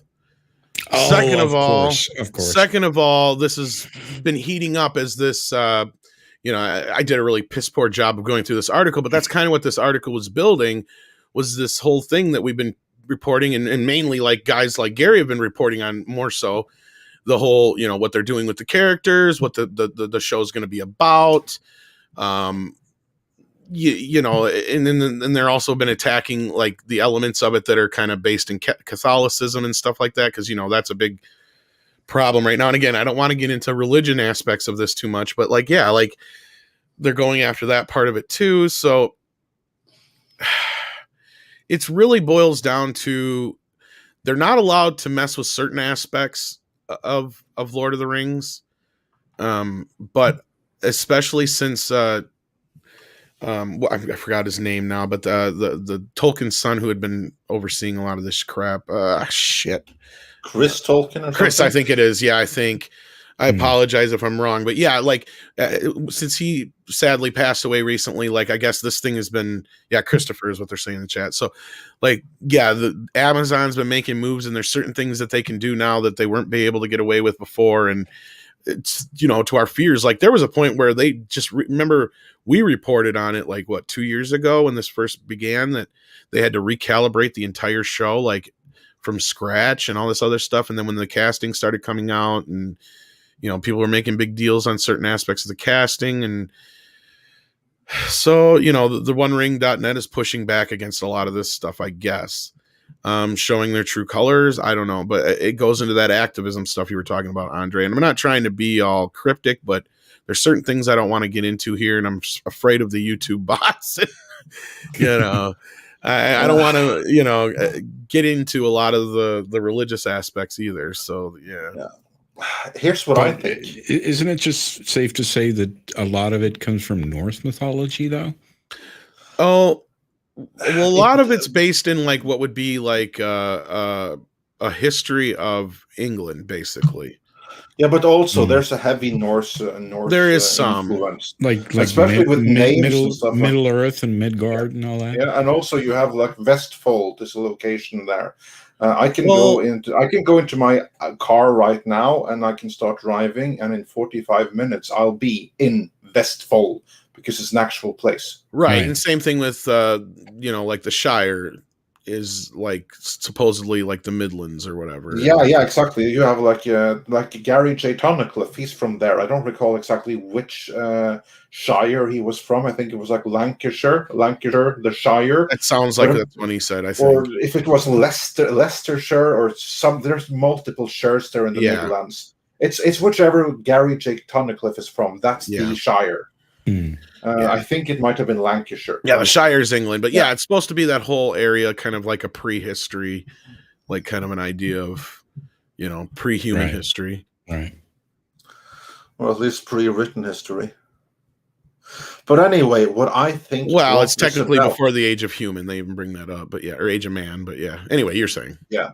What I think brought this up is that a little more than 1 week ago, Gary from Nerdrotic, he put up a video titled...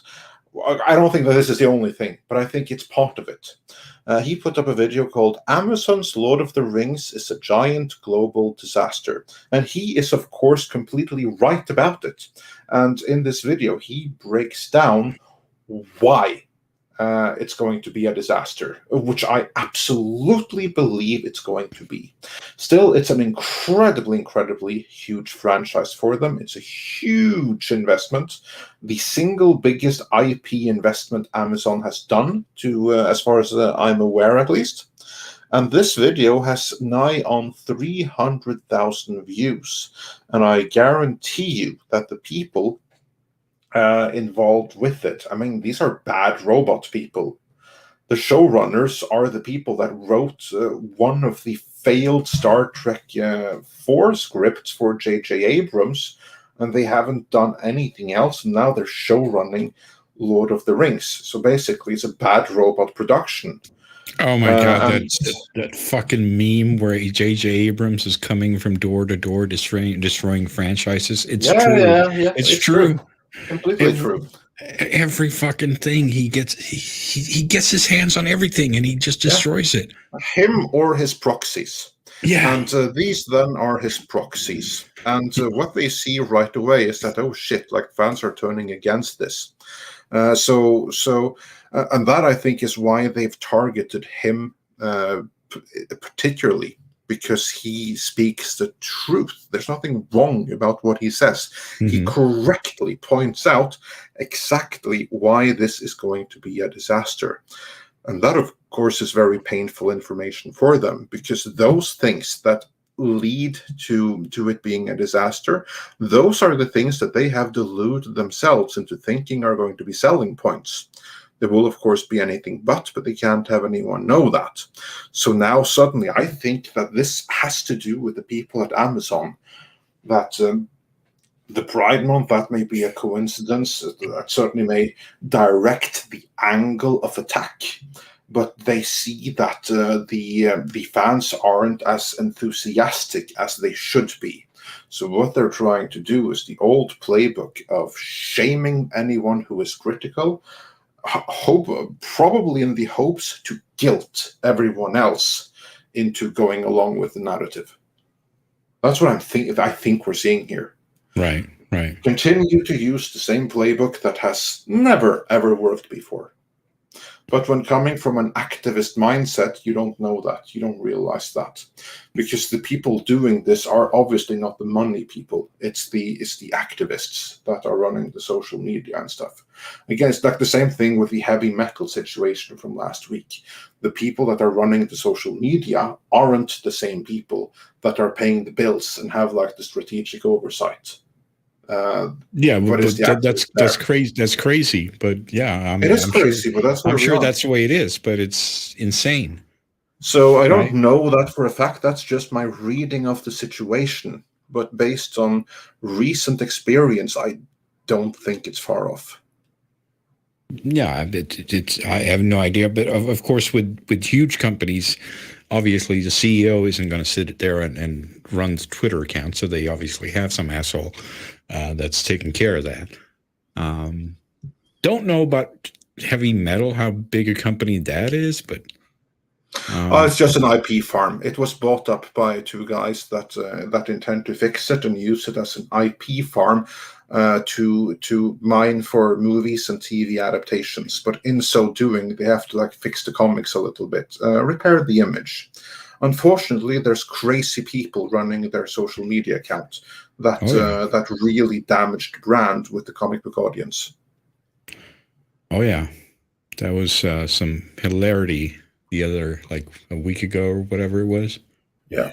And I got that famous meme up here on screen. Only it's missing DC and probably a few other properties on that door now. But yeah, he is doing DC too, right? That's the thing that Hamada brought him in for, but we're not so sure that's what he wants. Right. Hamada is not the one who brought him in. He was brought in by people higher up at Warner.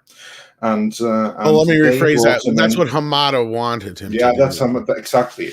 And then Hamada is like, hey, since you're in this building anyway, why don't you run this DC thing for me? Why don't you do that amazing thing you did with Star Trek? Because I love that. Why don't you do that for DC? Because that worked out so well. Because it worked so well. Yeah. It's amazing. Unbelievable. Absolutely. I cannot believe that guy gets work. Well, as Lindsay, the cynical geek, asks here in a very generous super chat, I just don't understand why they keep crapping on the fans. It hasn't worked for Ghostbusters 2016. It hasn't worked now. What's going to get the powers to realize this?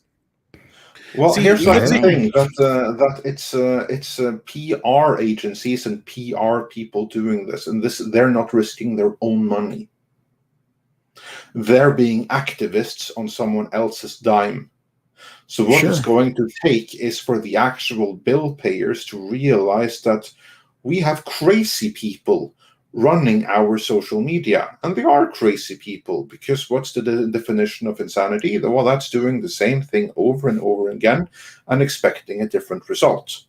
And these people that run these kind of social media platforms, they like now with whoever is actually posting behind the scenes at the OneRing.net, they are following the same playbook that has never worked before. And until the actual bill payers that want to see a profit get rid of them and hire someone that actually is going to promote the interest of the companies, it's not going to change. So it's actually the owners that have to take responsibility here and make sure that they have ambassadors. I think they're so lenient, though. They're so lenient. How much money do they want to set on fire? And then you can wonder, what do they feel themselves, since they're so tolerant of it? I mean, just look, for instance, at Marvel and Marvel writers, all the stuff that they have tolerated. I mean, so the sympathies must go pretty high up. Otherwise, it wouldn't be tolerated. And the other problem is you have beyond the PR people, you have the people that are actually involved in the making of it, where they try. And this is the thing that it's heavy in Star Wars, Star Trek, and all these other places. That's a bigger issue, because you have people that will sit there and convince the money people that, look, you want these fans over here. You don't want these fans. They're racist, istophobe white boys. We're going to bring in these new fans. Once you get rid of these other fans that you think that you don't know about, they're going to just spring out of nowhere because they were afraid to be a fan of something because of these white folk over here. That's what they're trying to say. Right. But then they realize, hopefully they'll realize eventually that's not how this works. Because once you kill the original fan base, you've killed the franchise. Right. And they're ignoring all the people that weren't white and weren't male before that. And that's the problem stemming back to Ghostbusters. That's the exact, problem. And that's exactly with what, people. Yeah, people didn't like Star Wars because they're racist. It's the dumbest thing ever. Exactly. But that's what they're trying to convince you, or at least they're convincing the people with the money and all that kind of stuff up, is like, no, you want to get rid of these fans. Yeah. And that's exactly goes back to the heavy metal thing last week. We keep seeing it time and time again. And that's where I've said it. It's as crazy as it sounds. It's fucking real. They'll sit there and tell these people that, no, you don't want these fans anyway. Doesn't matter that the fact that they're the ones that are spending the money. Doesn't matter that they're the ones that are buying all the figures. Doesn't matter that they're, been the fans that are tried and true for for 40 years to a franchise. Those are old white fans that are racist, and you want to get rid of them. And once you get rid of them, then these other people that were scared to be fans before, they're going to spring up out of nowhere, and they're going to magically make this a brand new franchise. Speaking of magically springing up. Nowhere. Yeah. We have the one, the only Lorena Creole. Welcome. How you doing? Let me get you up here so people can actually see you. I'm doing good. I'm doing good. Glad I could pop in for a bit. I almost did make it. Production issue. That's my Hey, how you doing? fault. Hey, Undoomed. How are you? I'm doing great. Good Just seeing chatting, you. having a good time. Yeah. Yeah.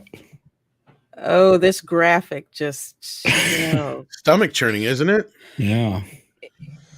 it is. I've seen It's seen heart-wrenching. more to the point ones than that. But that's Gary where just we told are. me he's working on a video about all this stuff. It got a lot bigger than he. Oh, I'll bet. Yeah, so that's something I'm sure we'll be talking more about. But do you have any quick take on this whole OneRing.net versus Gary, and it's just some guy and whoever else has tried to dare take on the OneRing.net? Oh, it is such a load of crap. First of all, I'm not a huge Lord of the Rings fan. I'm a Lord of the Rings normie, so to speak. Join the club. Okay, cool. I'm not alone. I mean, I watched the Hobbit animated cartoon. You know, I know who Gandalf is. I know who Bilbo Baggins is. I know who Frodo, is. Fantasy just was not my thing. I had some friends who were into it. So when the movies came out, I did make it a point to go and see them because I wanted to see them. And they were wonderful. They were absolutely wonderful. One of my favorite movie trilogies to watch where I do not have a serious investment in the fandom. It's gorgeous. It's beautiful. Absolutely love it. So I think I'd gone on Twitter, I want to say yesterday, and saw Gary's tweet and saw that tweet from the One Ring. And I'm like, oh, great. Here we go again with the SJWs losing their crap. And of course, it's Pride Month. So they want to go on with this thing about Ian McKellen. And I had tweeted at them, show receipts or, shut the heck up. Right. Because I didn't care. At least no one that I knew, we didn't care about his freaking orientation at all. We just cared that it was Ian freaking McKellen. That's what we cared about. So when you keep hearing this, well, you're homophobic or whatever, you notice these people never seem to have receipts. Yeah. They don't want to be questioned. And when you question them, you see the kind of pushback that happens, like with just some guy who, they come out saying, saying respect the lore is basically racist. And it's like, you're talking to a black man, right? I mean, and it's happened to me too. Well, you'll get one of these wait, you're not white? I know, right? Even though Abu Nas kept saying it was. I know. That was hilarious. Oh God, yeah. But it's like I get the same thing where I'll say something and they'll say, well, you're racist or whatever. I'm like, not for nothing, but did you look at the profile before you answered? And then they start backpedaling, just like they did with just some guy, and eventually they wind up blocking you because they don't want to take responsibility for, making such a stupid move like that, being so obviously ignorant when they do it. So I think a lot of it has to do with the new Amazon series where I have no investment, but I've heard just how much of a train wreck it looks like it's going to be from the likes of Gary and some, and some others. And just yet again, it is heartbreaking to see another huge fandom that has been around for decades. More than half a century actually at this point. Oh my God. What is that clip from Red Letter Media? Like, how does it feel to see all your franchises go down in flames? It feels great. Pretty much, yeah. Remember that? Yep. Totally. Oh, we got Paulie in the chat. I'll send him the link if he's not. Hey, Paulie. Busy. How you doing, Paulie? And while he's in the chat, make him a wrench, Andre. If you haven't. Yeah, sure, for sure. Let me see if the One Ring has blocked. They haven't blocked me yet, but I bet you they have you. Yeah, because I saw your tweet, Lorena. So like, Yeah, they haven't blocked me or Midnight They Church haven't either. blocked me yet. they probably knew better. They probably don't want me to call them racist. Oh, Probably Lord. that's what it is. Oh man, these people. I tell you. So yeah, I saw your tweet. I thought that was funny. Just like so, but I haven't really stayed up to.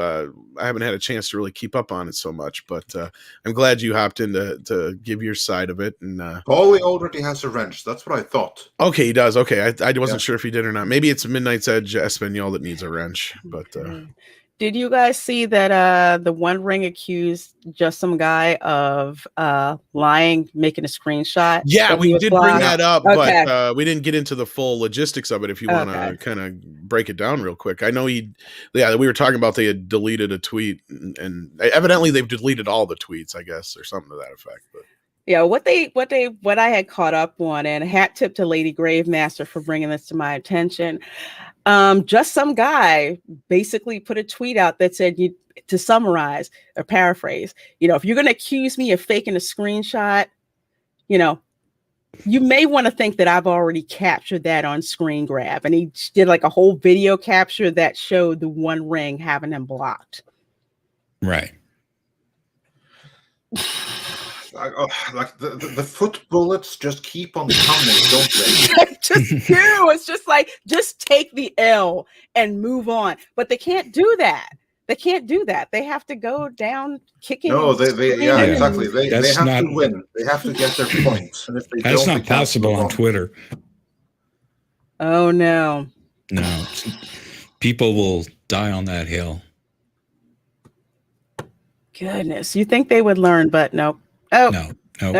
No, unfortunately, you have like there's what is the saying? There's a new one born every day. And, sucker born every minute.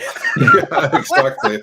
And I can see where this when is. one learns their lesson, or learns takes their L, there's a new one to take their place. And sadly, that new one is often managing social media accounts. Yeah. And then we got this one here now that where they directly go after Gary. It says Token was a philologist.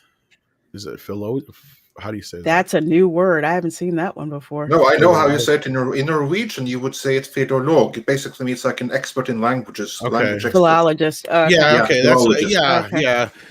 Who studied the changing nature of words and languages. Yeah. As a Yeah. fan of Token and passion for linguists, there's meaning of words and matter. Please help us and Nerdrotic politely align this discourse. Define woke. So they use. I can help define woke. Someone who lives in a dream world and believes a false narrative. That's woke. Someone who's sound asleep. Yeah, basically when what's between a person's legs and the color of their skin become everything. Like a racist and a bigot. Yeah, pretty much that. And also someone who is addicted to virtue signaling. Oh yeah. So much so they can't handle it when they're wrong. And it's built on victimhood. It's all built on victimhood. Yeah. Yeah, but that's the ideology. It's like you arrange people and give them value in accordance with their group identity's perceived level of victimhood. Right. Which is there is nothing from the individual matters. It's only the different characteristics they possess that matters. Yeah, exactly. The ones you are born with and you can't do anything about. That's what defines you. Yeah, and then it's your level of victimhood. Can't really think of a more oppressive ideology. No, neither can I. Maybe I can, but I mean, it's pretty much up there. Yeah, it's right up there with everything else. Yeah, and I don't know what else there is to say about that particular topic. That's I'm sure there'll be more to be said on Gary's end. And Justin Guy and stuff like that. Yeah. I will say I agree completely with Lorena's take on why this is happening. That this is Amazon that's ultimately behind it. That's the same thing that I said earlier. And what this tells me is that Gary's earlier reporting that it's going to be a disaster is 100% accurate. So with that confirmation that the One Ring just provided, I look forward to start doing videos on that. Yeah, Gary hasn't responded in a video anyway yet. He's working on that. But I know like Ryan Cannell and a few other people have done some videos on it. So there's stuff out there. But yeah, like Gary, I just talked to him a little bit. He said this got a lot bigger than he thought it was, or he had initially planned on anticipated, or whatever, however you want to put it. I don't remember the exact term he used, but yeah, the video that he was working on probably ballooned is the point he was getting to. So look forward to that, and I'm sure there'll be plenty to be said about it tonight on Friday Night Tights too. So that should be a real it'll be a big main topic, I'm sure. Yeah. Yeah, as Bill Lumberg says here, yeah, Friday Night Tights will cover it tonight. Gonna need that TPS report. You didn't get that memo? You didn't get that memo? Yeah. And Az did a video too. That's right. The THX. So yeah, check out those guys' videos. And I'm sure it'll be a big topic tonight. So there we go. We got a few super chats that I think we want to get back to and we got to get caught up on from earlier. Yeah, I have it right here, actually. Just to continue from where we were, we're now on classic super chats that I can't bring up on screen. Or do we have some I can't bring up on screen? Just do a quick check. We have a couple here, but... Yeah, we have. Let's do those first then. We got Stephen Otten says, first they tried to destroy Tolkien by calling him an ist. Now they celebrate him as a paragon of wokeism. They need to make up their minds. That's just like their ideology is one that's going to give you a backlash trying to follow all the changing or whiplash is what I mean. You'll get a whiplash trying to follow the shifting narratives. That's the latest one making the rounds again. Is this and that has always been woke, like Star Trek and stuff. They love using that one. Oh, but it's always been woke. You just don't like it because you're an istophobe. It's like no. I mean, there's a difference between making you think and shoving things down your throat. Exactly. And that's what they want to do. They want to beat us over the head with it because they don't trust you. They don't trust the audience to make that connection on their own. They want to, beat it into you. So exactly. Make sure you know it. Yeah. I mean, it was great that Star Trek had the first interracial kiss and, they made great stuff and all that. But they didn't beat you over the head with it. They made you think you came up with the idea. Mm-hmm. That's like some 40 chess level psychology, reverse psychology there, which is the way you should do it. Yeah, exactly. Indeed it is. And then moving on to... And actually, I was just going to say, Andre, you made a great point before about that, how Star Trek has always been humanist, not woke or whatever. I can't remember. Exactly. Right, that's a good word for it. Mm-hmm. Yeah, that's what I put in the Picard retrospective, that Star Trek of old was always humanist. It was never woke. It was humanist because everyone had equal human value. It was infinite diversity and infinite combinations. To quote the Vulcans, and the Vulcans were incidentally full of shit, but still it's a good saying. The Vulcans were racist. They were the greatest bigots and racists this side of the galaxy. God, between them and the Romulans, I'm like, are you serious? But that's what was that was another cool thing about the audience making that comparison, on their own. Right. So the Romulans or the Vulcans, they had a really good saying, even if they themselves did not believe their own saying in any way, shape, or form. It was still a good saying. They some elite motherfuckers, Spock, pretty elite. Spock and his unfortunate human mother. Who wasn't to call her that? I'm like, wow, that's bad. Yeah, they some bigoted, racist, xenophobic motherfuckers. Mm-hmm. Yeah. I mean, I guess they started that in DS9. But Mike Cat, Andre did just make woke an oxymoron. There's nothing wrong with that. David Stout sends in a $5 super chat. Says Chris Token, that's who it was. Yes, was the gatekeeper, the sole guardian of his father's lore and IP. Now that he's gone, I don't like saying it that way. All the Token property is now open court and dead. Yeah, that's true. Oh, okay. That's kind of what I was. That That's what I explains was it. getting at earlier. Is like, yeah, Chris was the one that was kind of making sure that things weren't, being a pain in Amazon's ass, and then Yeah, exactly. lucky for Because them. every franchise needs that. It needs a caretaker, someone who has the interest of the franchise first. I mean, Conan has that. Didn't have it for a long while, but it has that now. And Tolkien had that for a long time, which is why the movies up till this point, you can say what you want about the Hobbit trilogy, but on the whole, it was all pretty good.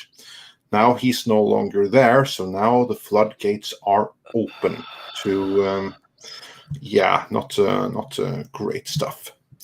Tom, can you bring any more super chats up on screen? No, those are the only ones I can grab. So okay, well then I have a couple of more here. Right. Perilous Plain, my countryman, says for 200 Norwegian krona. Tusen takk.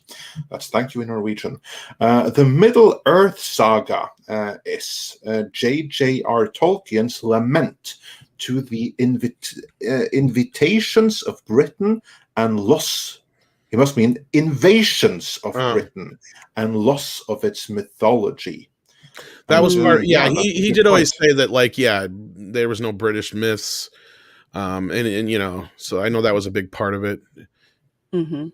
Yeah, it absolutely was. And as I said, like the Norse thing was part of it because Vestfold, big location in the Lord of the Rings books and movies. I can sit in my car right now, and in 45 minutes I'll be in Vestfold. So that's pretty cool. And then the But can you go to Midgard?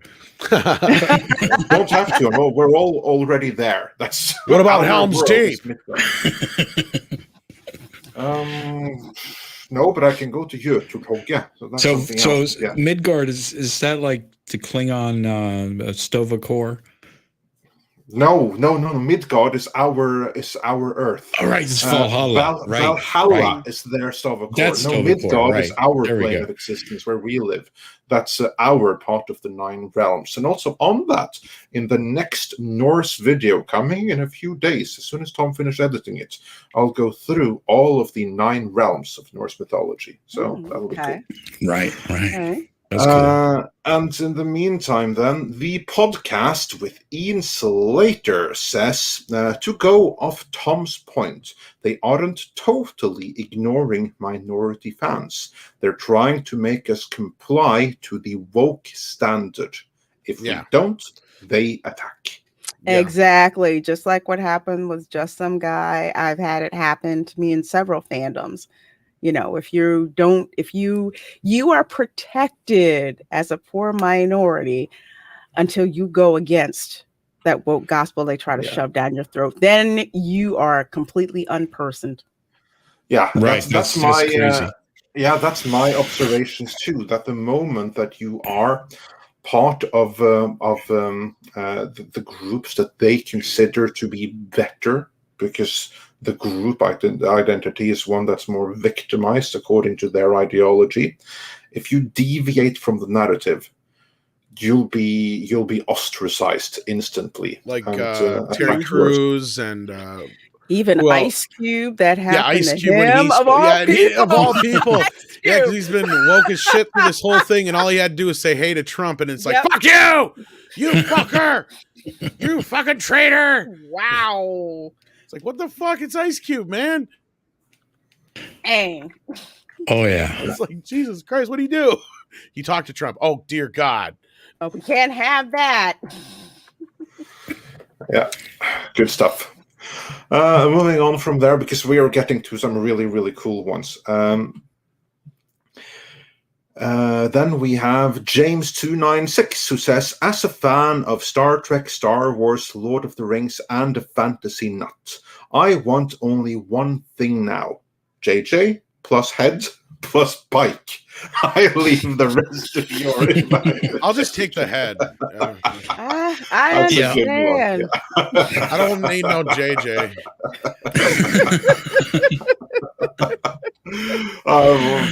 We usually like shy away from like implications like that, but that was a good one. kudos for that. Culture brings up a point here. We should craft a response to the Marxist and call them what they are. I need something that I can copy and paste to these folks to save time. That's what they do. They just copy and paste shit. You notice that? Mhm. Yeah, they just go in and just spam the shit out of shit. It's just like, oh, man. No originality. Yeah, and then let's see. Fake Name says, name another industry that can crap on their customers and can stay successful. They continue to make money or will be bailed out by the government again. Well, there's one industry I can think of that can do exactly what they're doing and it actually be part of the game, and that is the Dom industry. Outside of that, I have no idea. The what? Yeah, I was thinking just that. You know, like the BDSM Dom industry. Okay. I thought that was what you meant, but I want to. Yeah, like other than that, like, what other industry do you want somebody to call you a fucking piece of shit? Is that an industry though? Yes. No, it surely is. Oh, it is. You'd be surprised at how many people will pay loads for that. So yeah, it makes no sense. Like I can make some money. Exactly. Like it'd be like the fast food industry going, "Come on and get our shit, you fat fucks. You know you want it." Like in Idiocracy. Fuck you, I'm eating it. Carl's Jr. You know? Yeah. And also, just point out, like, OnlyFans can get people to buy exactly. backwater. Yeah. And there's loads of stuff you can do, you can get there. So that particular, it's like that particular less than commercial industry, or less than like thing that you would talk about to your parents.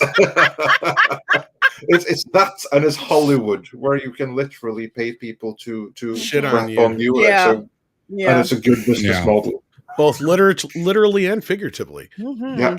Oof. Yeah. So especially if you're Johnny D's bed. Yeah, I was about to say. So like Aqua Lady, she certainly like in the right general sphere. Oh, you got a t-shirt. Yeah. We got by the way, get our Amber's Turd t-shirt. Yeah, the link is in the description. So if you want this glorious t-shirt, also you should check out the channel for what's that keyword we're looking for? Aqua Lady.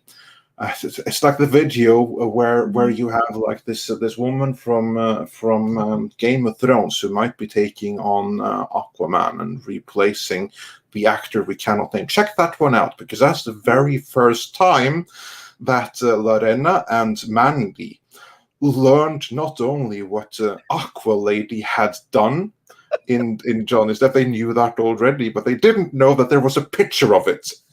That reaction was freaking hilarious. And I really wish I had not clicked on that picture. No, you had to, right? Of course. We warned you not to. You know, it's like, don't look, and you got to look anyway. It's worse than you'd think.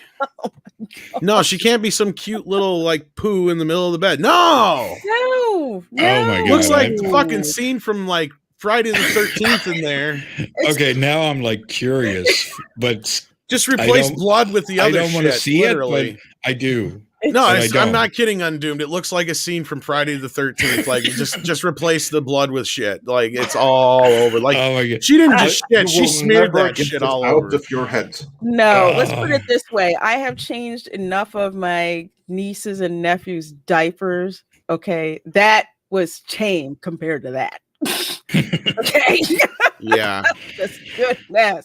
She nasty, as Mecca J says. She nasty. But once you get that duvet cover in the shop, let me know, because I want that. I know. We've been working on it. I got to figure out how to do that.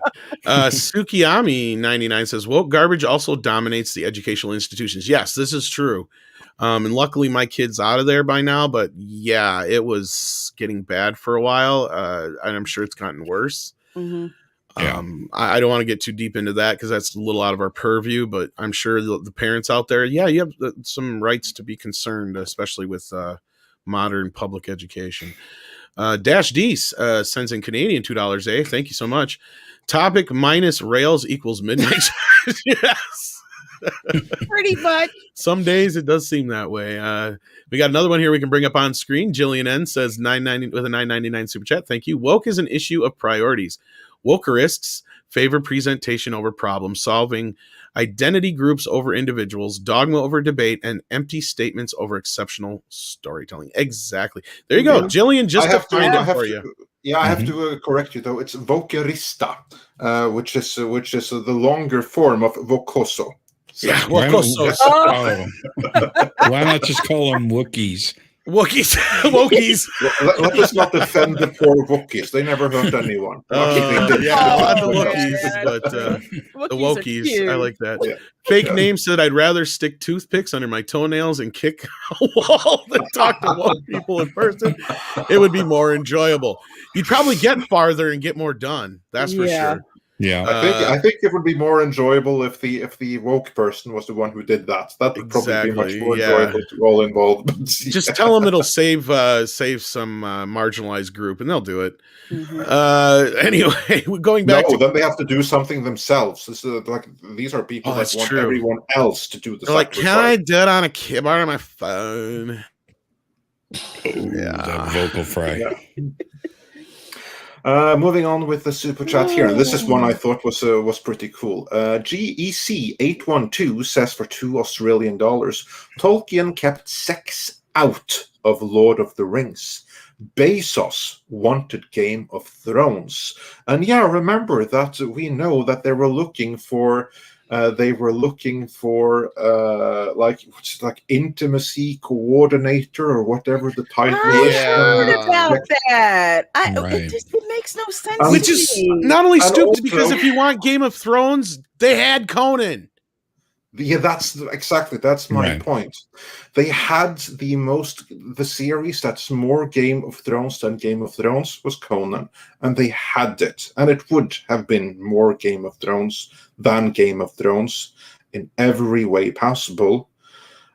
And they rejected it. It wasn't Bezos. He didn't reject it. I think that if he had been presented with what they had, he probably would have said, oh, hell yeah, we're doing this. That's what I think. Well, but it wasn't presented to him because he had hired a new person to clean up Amazon for him. She took a look at it and decided, this is too Game of Thrones. This is horrible. This is toxic masculinity. This has to go.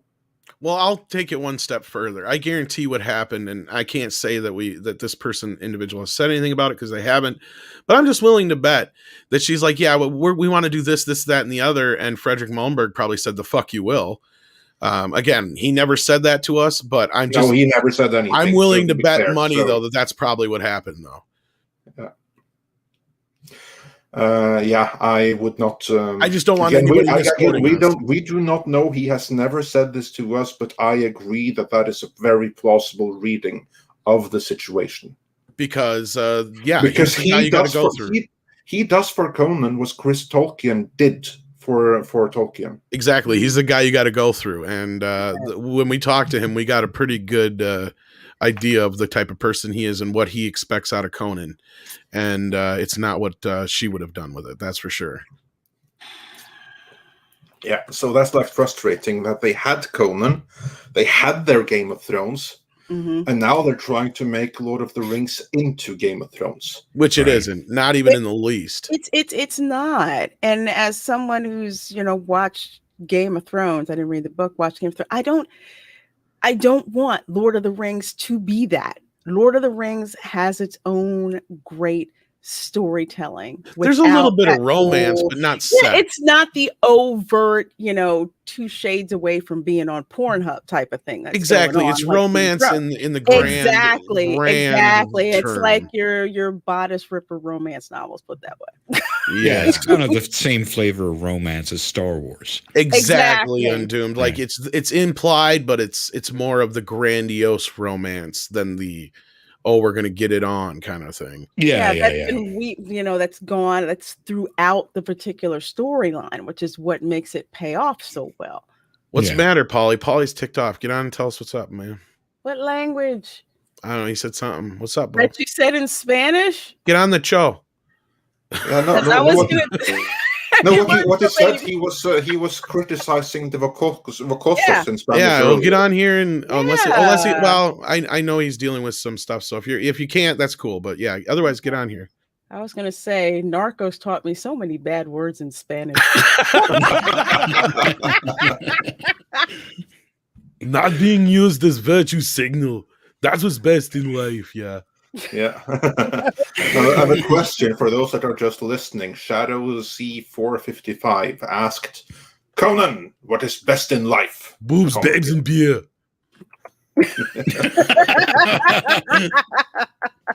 In that order.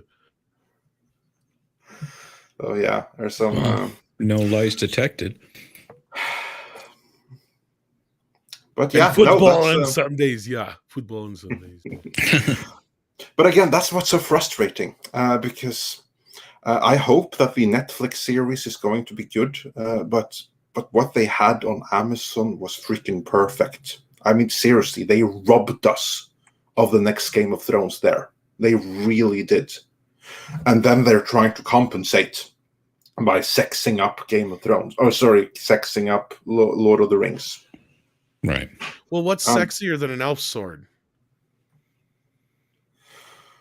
That's a quote from Clerks 2. That shows who I'm hanging out with here. I thought I was hanging out with a bunch of fucking nerds. I haven't seen Clerks 2 in a long time. One ring to rule them all. I'm embarrassed. I saw it when it was that new. line. Well, is there a Clerks 3 or something? No, there's Clerks 3 coming. That's Clerks 2. Yeah. Okay. That's where he's like, yeah, I just made some Lord of the Rings geeks. Yeah, no, I like Clerks 2. I saw it when it was new. I haven't seen it since. Yeah, that was a cool flip. I like that. What's sexier than an elf sword? Yeah, I like the guy. I liked like the guy trying to take back like certain phrases. That I'm taking it back. Yeah, I only learned it there. That okay, so that's a thing. That phrase apparently. Oh hell yes, it is. All right, that's another movie I'm gonna have to watch this weekend. Oh, you've never seen Clerks? Oh no, I did Clerks see it. 2? I saw Clerks 2 in the theater. Oh, okay, I was gonna say, but it's been years because the first Clerks was so freaking hysterical, especially the I'm whole 37. argument about the contractors on the Death Star. That whole conversation. Was brilliant. Yeah, and also like the whole Optimus Prime conversation and how it was like perfectly primed for the movie. that only goes to show how old that movie is by now. I know. Well, that's that's the character I was talking about. He's like, yeah, what's sexier than an elf sword? I'm trying to think of his name now. I just lost it. But anyway, yeah, that was a really cool movie. Oh, I love Clerks too. Yeah, no, I learned so many nasty expressions that you're not supposed even to the use fucking trees walk in those movies. Yeah, it's coming back to me now. So yeah, that's cool. And then Jillian also says Elias, for $9.99. Thank you. So much. Another aspect is that so many of these woke folks act like money is the devil, unless they're the ones making it, or if large, wealthy corporations are telling them what they want to hear. Well, that kind of goes back to the whole joke that I have with Lorena's assistant and YouTuber Fat Steven Seagal is the whole, give me $500. That's how they get paid. That's where they make their money. It's this activism bullshit. They know this shit don't make money. So the only way they can get money is to just get handouts. And that's what the whole bailout was about too. And it's just ridiculous that that's how they think this is going to work is you make something that makes money. That's how, even going back to like even kids know in school, oh, we want to raise some funds for something. Then you go out and you sell some candy bars. Right. It's not that hard. You find something that people will buy and you go sell it. Why you want to make a cause? Then that's why I've said, go make a movie about that cause, but they don't want to do that. Why? Because nobody will just go see a movie called, Repressed Black Man. That's why. Instead, they'll go see a movie called Black Panther, though. That's the difference. Mm-hmm. Or they'll go see a movie called Star Wars. That's why they're doing this shit. That's because they know, and they know what they're doing. They know exactly what they're doing. And that's why I've said before, going back to the whole, they're trying to get rid of this fan base because there's this imaginary fan base that's going to spring up out of nowhere that's just afraid of this other fan base. No, that's not the case. That's not how it works. Right. But that's a good point, though. They're trying to take over franchises just to make propaganda movies. Absolutely. That's exactly what they're doing. And they're not even hiding it anymore. Kurtzman has come out and flat out said it. I know people like Pablo Hidalgo have not really done a good job of hiding it. There's a few other people who flat out, when they talk about their platform, that's what they're talking about. Yeah. That's what Kurtzman said. Star Trek is now a platform. It's not even Star Trek anymore then. Yeah. It's sad. It was just supposed to be good stories, asshole. Couldn't do that. Yeah, couldn't even do that. Mm-mm. Anyway, sorry for the rant, but I hope you got your money's worth. And then moving on a little bit more, let's see. Rambam 3000 says for £5 Tolkien was a professor of Anglo-Saxon at Merton College, Oxford. The Shire is Oxfordshire and Berkshire of the early 20th century. Oh, there we go. So not Lancashire then. Why was one of the shares, the Shires? Yeah. And Mags says for $5, no gave an F about his preferences. They are projecting their anger towards real fans and Tolkien for knowing actual lore.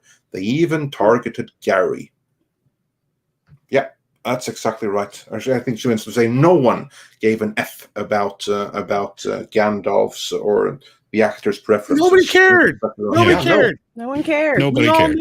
We all knew. It was not that big of a deal. In fact, even when he was played Magneto, I was like, yeah, and because he made a big deal out of it then, because that was the whole thing that Bryan Singer and him were like trumpeting in the press was like how they took their influence of how the gay community was use that as an allegory for X-Men. It's like, yeah, that's kind of what X-Men has always been, and that's why it worked. It's an allegory for the civil rights movement and the women's movement and the gay rights movement. All those kind of things work just fine in that universe. You can do that. It works when you do that. But when you sit there and just beat somebody over the fucking head with it, like they do in Star Trek and that's what we're talking about here. Yeah. Mm-hmm. They could do that then with X-Men. It made sense, and they weren't doing it like overtly. That's the other problem. It wasn't like he was sitting out there going, "I'm Magneto and I'm gay." Yeah. It's like we're gonna make everybody gay mutants. That's what they would do now.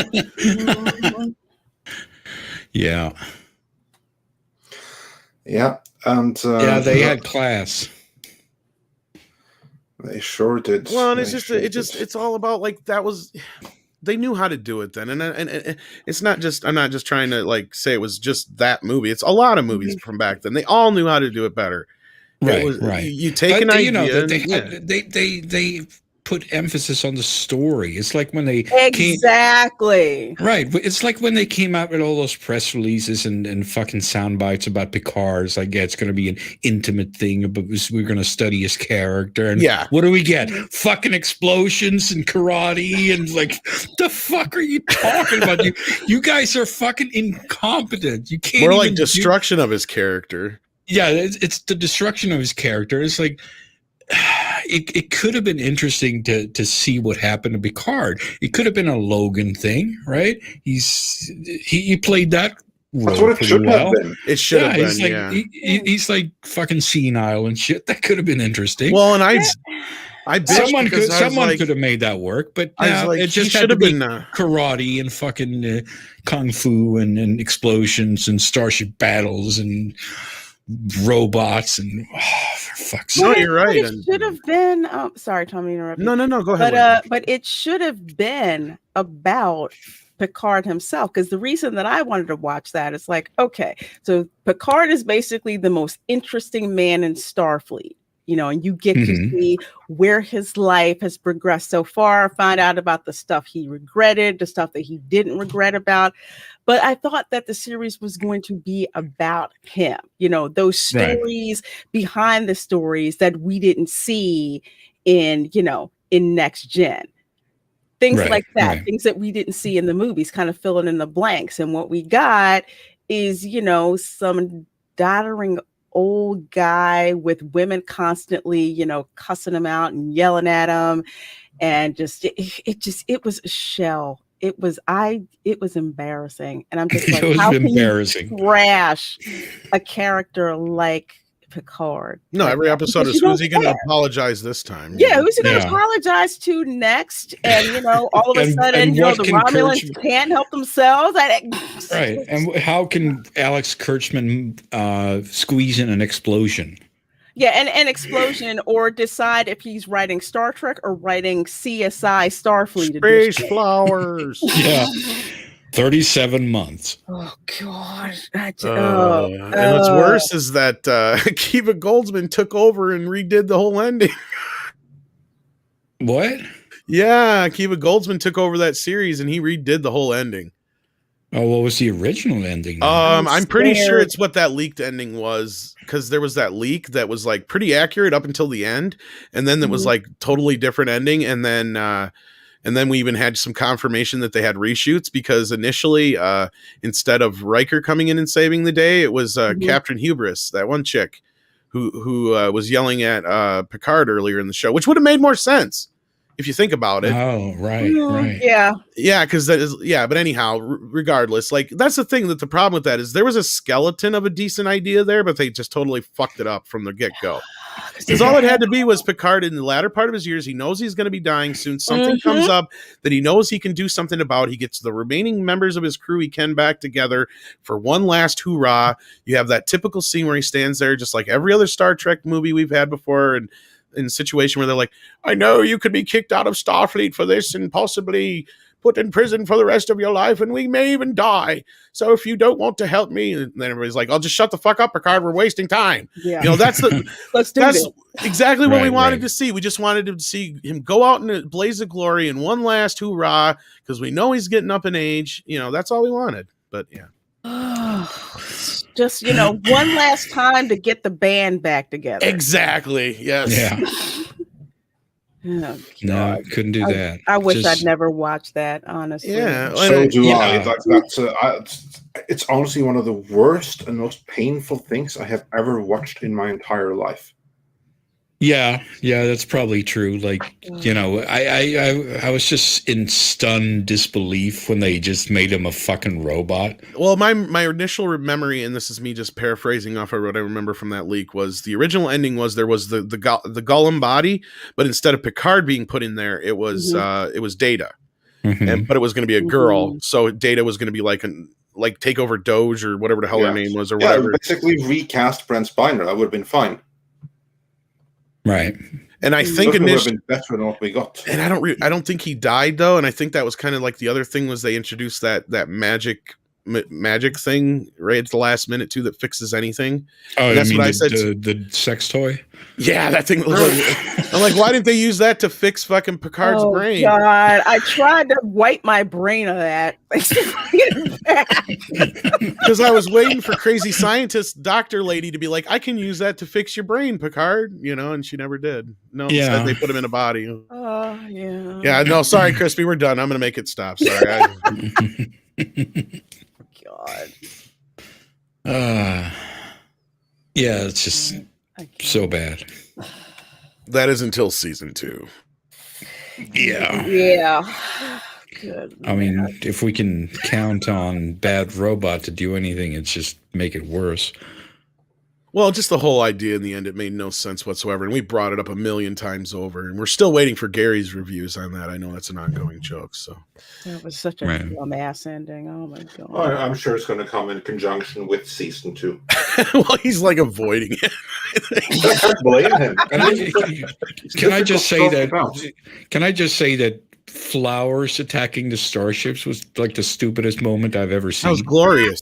I wonder what the hell they were inhaling or smoking. Yeah, what the before- fuck were It they was not smoking? the good stuff, and it definitely was not cocaine. Okay. Yeah, but it was definitely plant-based. That's for certain. What the fuck is going on? Can't. And this is what you come up with. Plants. in It reminded space. me more, those plants, you know what they reminded me more of, actually? Not to get too far down a rabbit hole. They reminded me of the vicious vagina flowers from The Wall more than anything. What? You ever seen The Wall, the movie, The Wall, Pink Floyd? Oh Yeah. no! I have. I did. I Okay, don't think well, I there's the orchids or whatever that trick trick the. It's supposed to be an analogy or whatever for a woman's vagina sucking in a guy and be, taking over their lives. And like that's what it reminded me more of than anything. But yeah, anyway, like I said, rabbit hole. Yeah.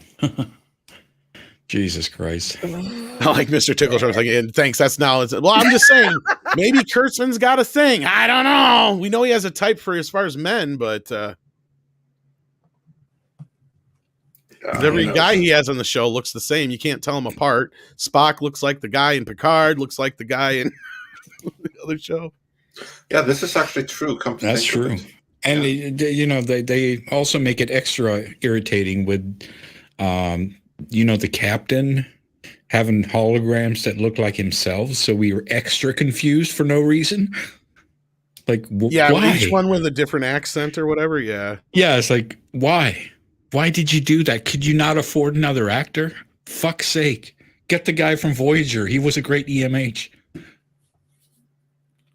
Yeah, that was, well, they probably thought it's like, it actually makes no sense. I don't blame you, Megs, and I apologize. Has Mags not seen Picard, or are the memories just too painful? Or The Wall, one of the three. Who knows? Yeah, it's pretty. And who hasn't seen The Wall? There's something wrong with you. That's a masterpiece. Yeah, but speaking of masterpiece, some of Lorena's comments definitely fall into that category.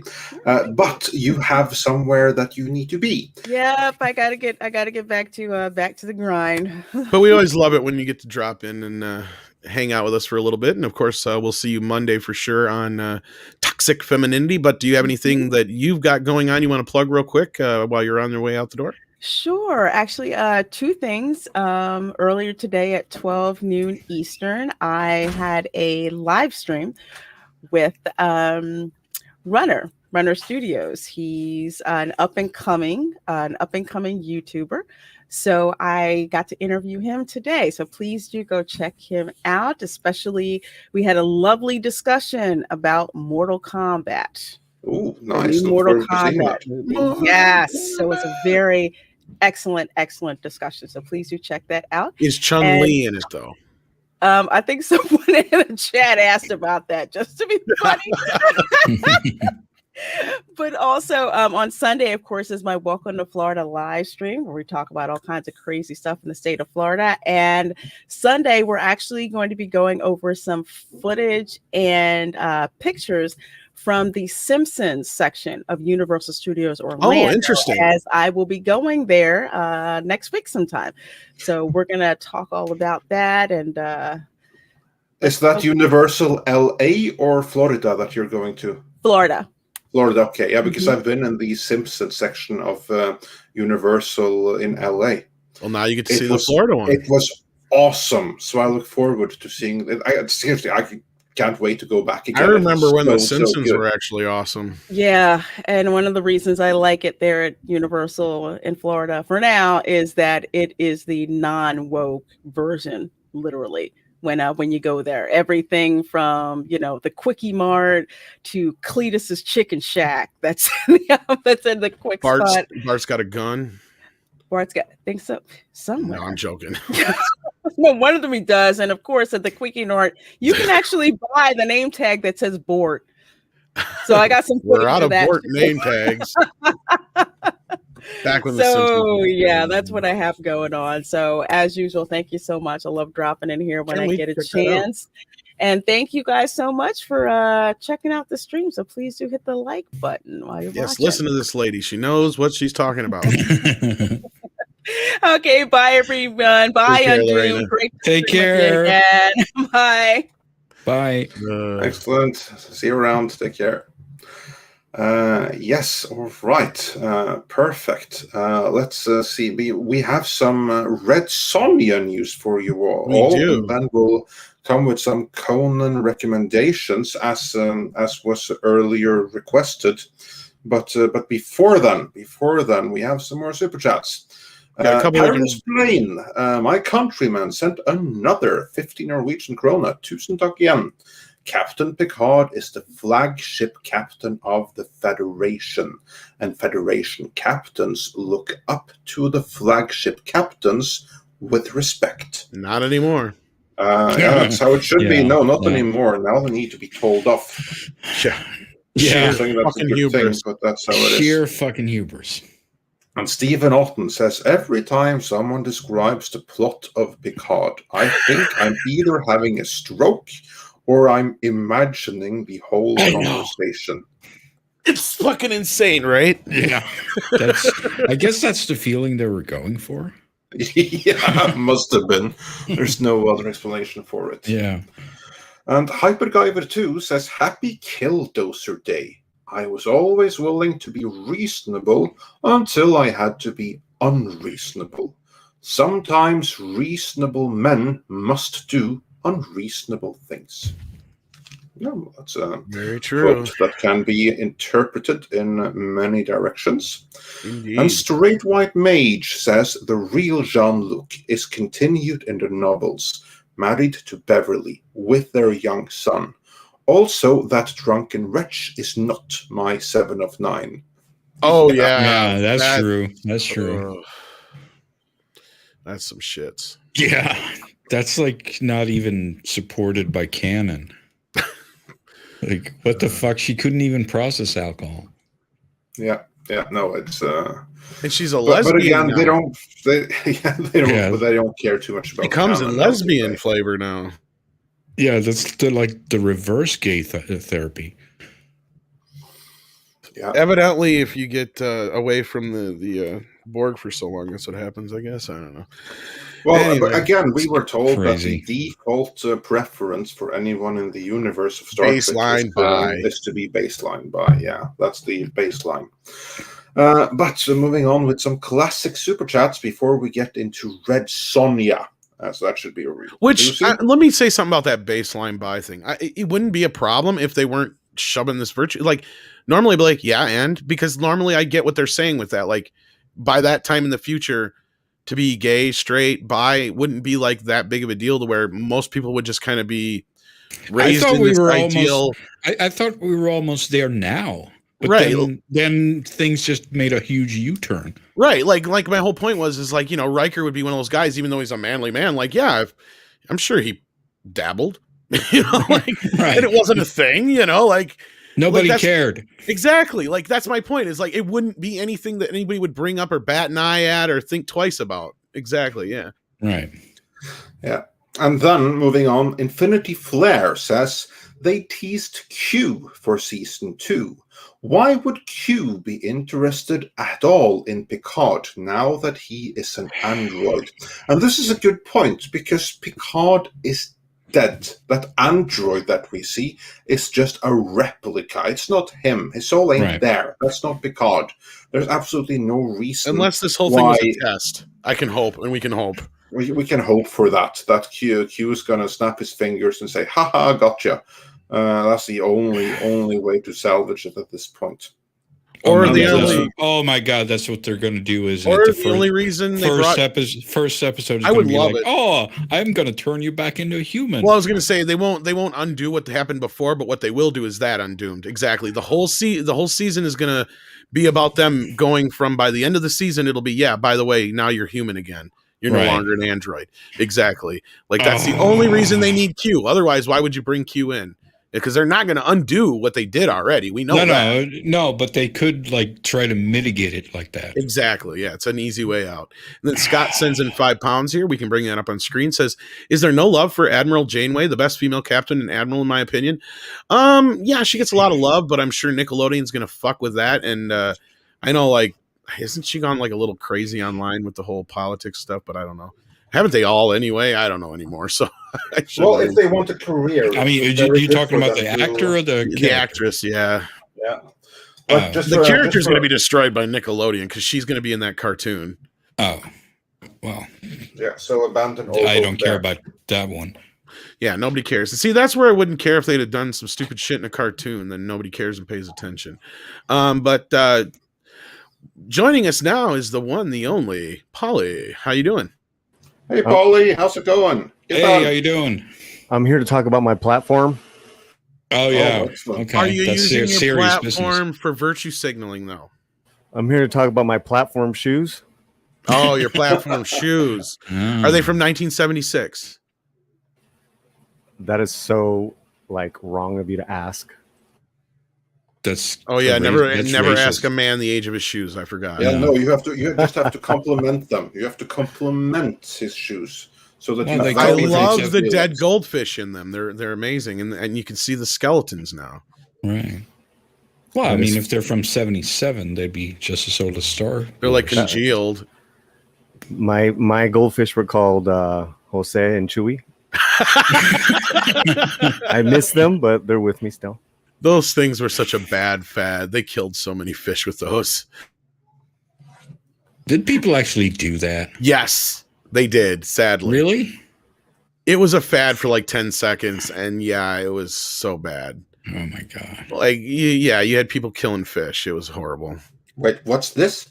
They had there was during the platform shoes era, there was these fucking clear platform shoes in the bottom that they were basically like little baby fish tanks. So idiots would put fucking fish in them and they would sell them like this. And then like within a matter of like an hour or two, the fish would die from lack of oxygen or being jostled around. So you'd end up be walking around by the end of the night with a bunch of dead fish in your feet. This is the first time I've heard of this. Oh, insanity. just look it up online. Well, I mean, I've heard about it, but I was never sure if it was real. Oh yeah, it was real. Well, it sounds so just stupid enough that it might be. It didn't last long, obviously. Yeah. Paulie, you should probably remember some of that. You were like what, 5 maybe when those came out? 6. You ageist. I am. I'm trying to like keep muted because I have. All I can say, Andre, is Washing cocaine machine is one running. hell of a fucking drug. Yeah, evidently. Evidently, it must Made be. a lot of people do a lot of stupid shit.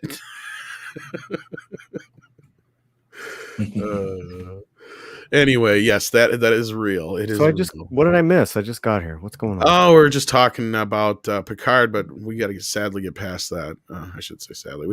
We're catching up on super chats, and then we're going to talk a little Red Sonja, and then we're going to get the hell out of here. I hope. Yeah, let's get out of here, man. Yeah. We're going to go get some do that. tacos. So weekend. What's up, Undoomed? Oh, I'm just chilling, having fun. How about you? Taking care of Mrs. Slant. She's on the mend. Everyone's doing good here. Well, I didn't want to That's say good. what was going on, but Good. yeah, hopefully It's she's all feeling right. better. Okay, yeah. Yeah. Yeah, Polly's been dealing with Mrs. Slant Yeah. being sick. So If anything, everyone, please send out some big prayers. I mean, it was the second jab, and it just knocked her. I mean, like it was like scary, knocked her out for 24 hours, and then she got the coma. just now Oh.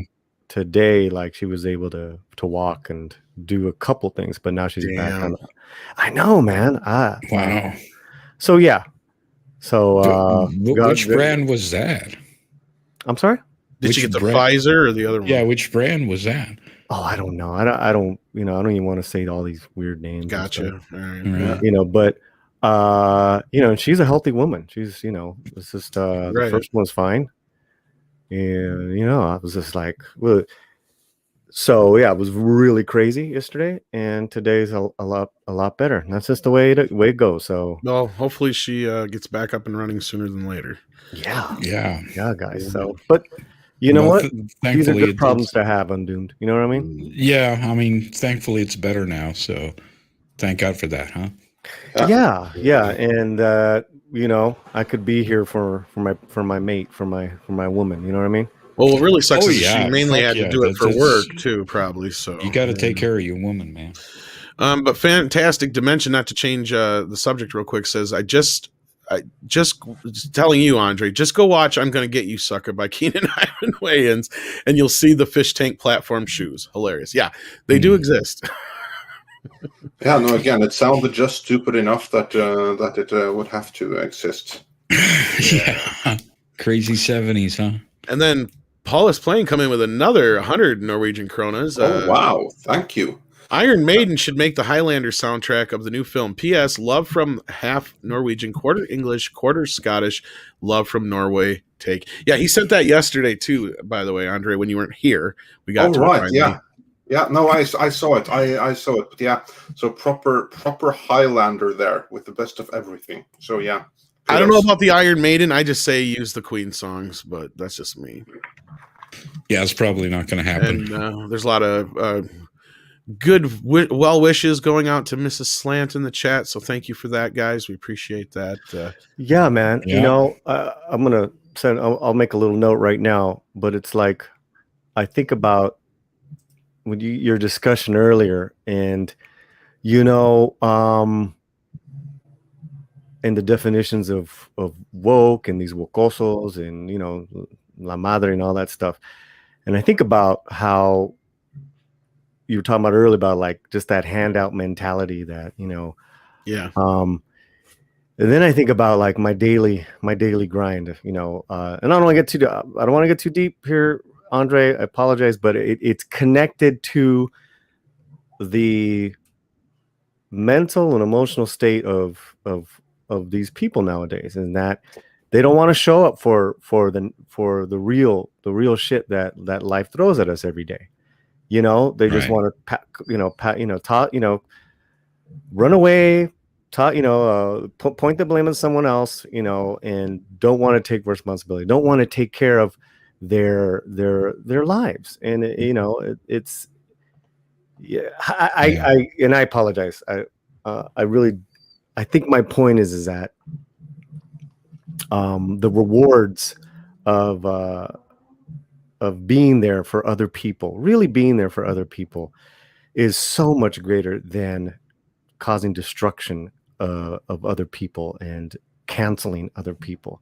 There's nothing more degrading that you can do than to put down another human being that you don't even know. And it breaks my heart. It upsets me. I get ticked off like you guys, you know, but all I can do my real world is, okay, I got to take care of my side of the sidewalk here. Yeah. And wokosos, y'all need to really wake up, because I'm not woke, I'm awake, and there's a big difference. You're right, Paulie, and I agree with you 100%, except for Alex Kurtzman. Fuck that guy. But anyway, no. Well, no, listen, I just had to go for that. We're not pushovers. We're not pushovers. Right. Say that. I mean, it's a massive cliche, whatever, what's his name? Jordan Peterson says, but he always says that the only thing that'll fulfill you is taking responsibility. I swear most people who shit on him have never actually listened to what he fucking says. No, of course Probably not. Because when I listen to him, he sounds like one of the, I wouldn't say smartest guys ever, but he's like the most logical guys ever. Does that make sense? Like I listen to him, I'm like, yeah, I may not agree with everything he's saying, but yeah, he's like, he's not always right, but he's got some good points. I mean, I don't even think a lot of people flack for no good reason. But anyway, so go ahead, Paulie. My bad. I mean, and then let's go back, you know, and just, you know, people don't even do those people really know what responsibility is?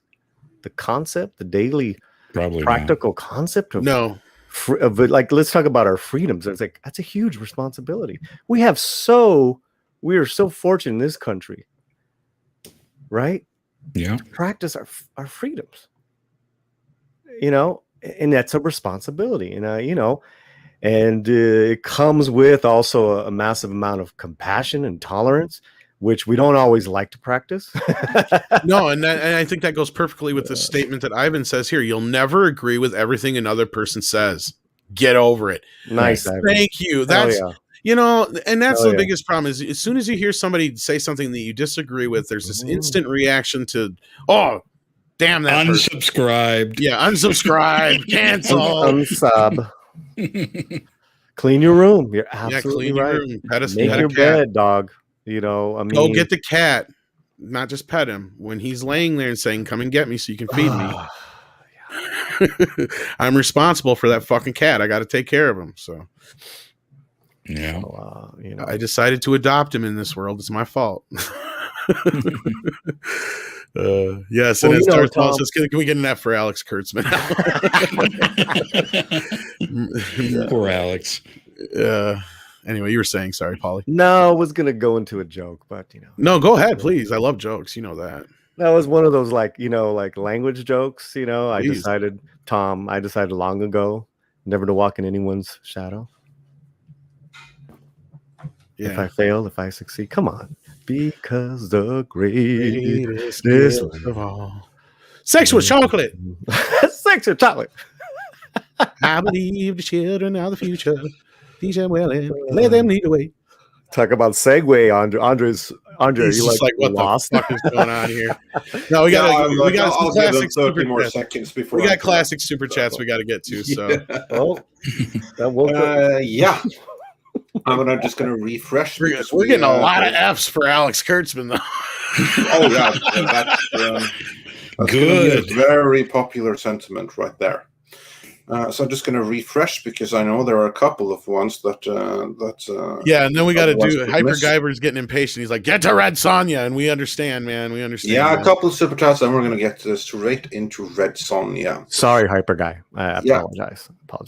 And then the Steven Sana says the TNG cast is immensely political on Twitter. I can't tolerate any of them. Best thing you can do with that is just don't follow them, don't look at them, because that way you're still able to enjoy TNG, hopefully. Right. There's an old saying called "Don't meet your heroes." Yeah, and that absolutely could be one good example of. Unless your hero's Robert Shea, then do it. Yeah, then do it. Absolutely. Or Clint Howard. Yeah, he's also awesome from what I hear. Clint Howard will smoke pot with you. Yeah. And Twiggy McStumpwhistle sent us 2 super chats. First one saying, "Greetings. Why do you all think corporations and studios change franchises into something they never were while adding in the cringe woke propaganda?"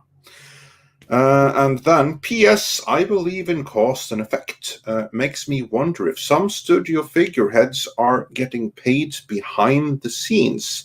And if so, by whom? And yeah, those are actually very good questions, because usually there are 2 reasons. One is that either the studio heads have been deluded by activists who tell them this is what people want now, so we have to get in on that. Or it comes from the money man, that the money man says that we will fund this and that with so and so much, but then you have to put in this and that message.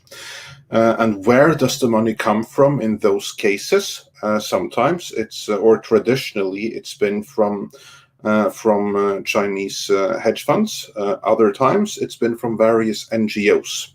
That's all I would say about that. And then the wall says, "Clerks, Man on Fire, Office Space. What do these have in common? Movies that cannot be made today. However, hopefully tomorrow. Always hope." Yeah, that's indeed. a good point. Man you can on add Fire. a lot of movies to that. Love Man on Fire, man. Oof. Couldn't even make Scarface the same. We just had that conversation. Yeah. I'll save it for another. Yeah. And Full Metal Smile sent us a $5 Canadian super chat with no message or message redacted by this platform. But thank you for the support in any event.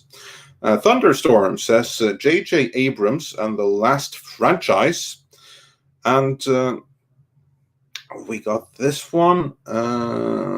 Dash D says topic minus rails equals Midnight's Edge.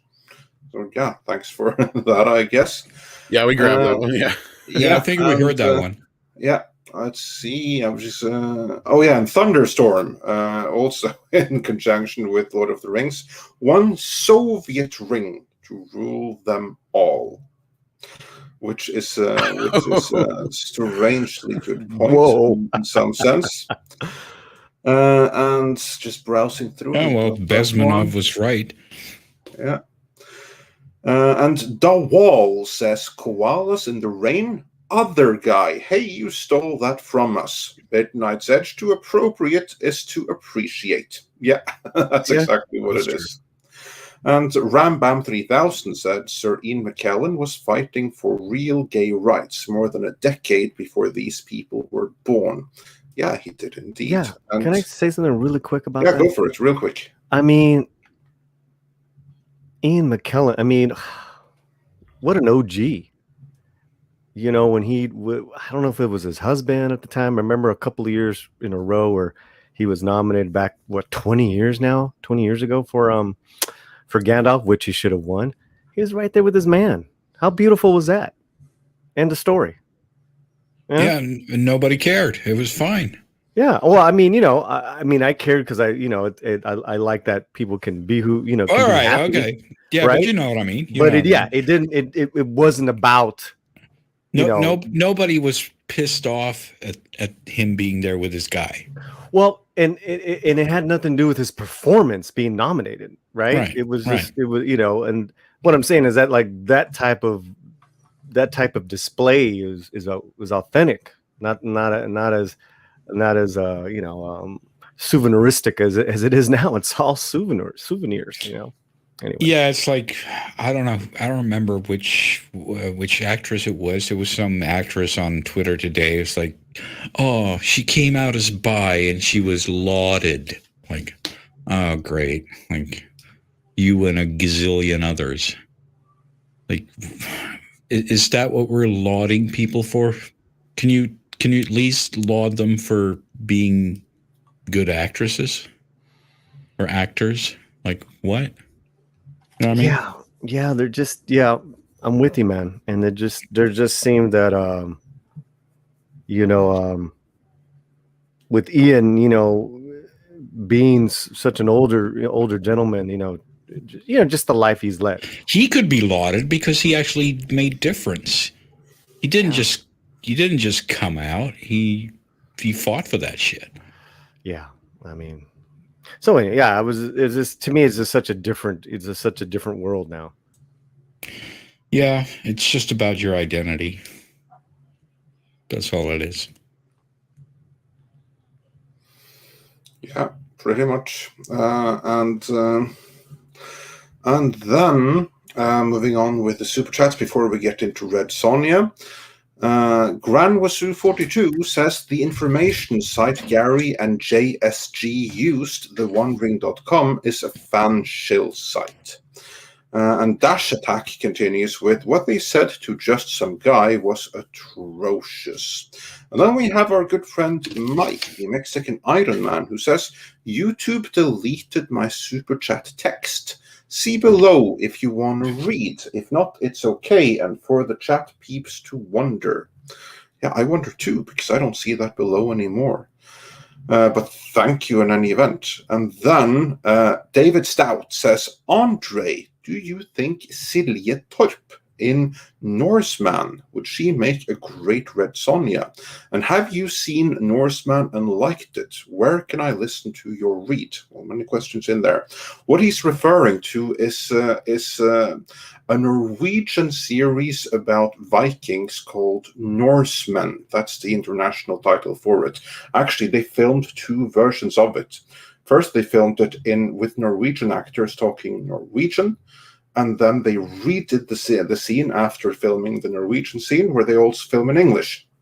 So it filmed bilingual. I think it's on Netflix, called Norseman. It looks incredibly authentic. It has some fun moments, but I'm not a huge fan of it because it's not a serious series. It's like a satire. I think there are good parts of it, but overall, I don't like it. It's like, when you had those actors, like, couldn't you just have been done it serious, done it for real, instead of making a fucking parody? So no, I'm not a huge fan of it. Silje Torp is fantastic in it. She's a great Viking shield maiden. I would not have liked her for Red Sonja. She's a little bit too old for it, and she has a little bit too rough features. So no, not my Red Sonja. And then he wonders, where can I listen to your read? Then, of course, he wonders about my read of Norse mythology. Just be a channel member. It's on the Chrome tier of channel members. They are the ones that exclusively get my readings of Norse mythology, and a new one will be out in the next few days. And then, on the topic of Red Sonja, let's now finally get into that. Tom, do you have the story? Because we have a rumor that is coming to us from the Illuminati. And the rumor that they are presenting is that Sacha Baron Cohen has been offered the role of the villain in the movie.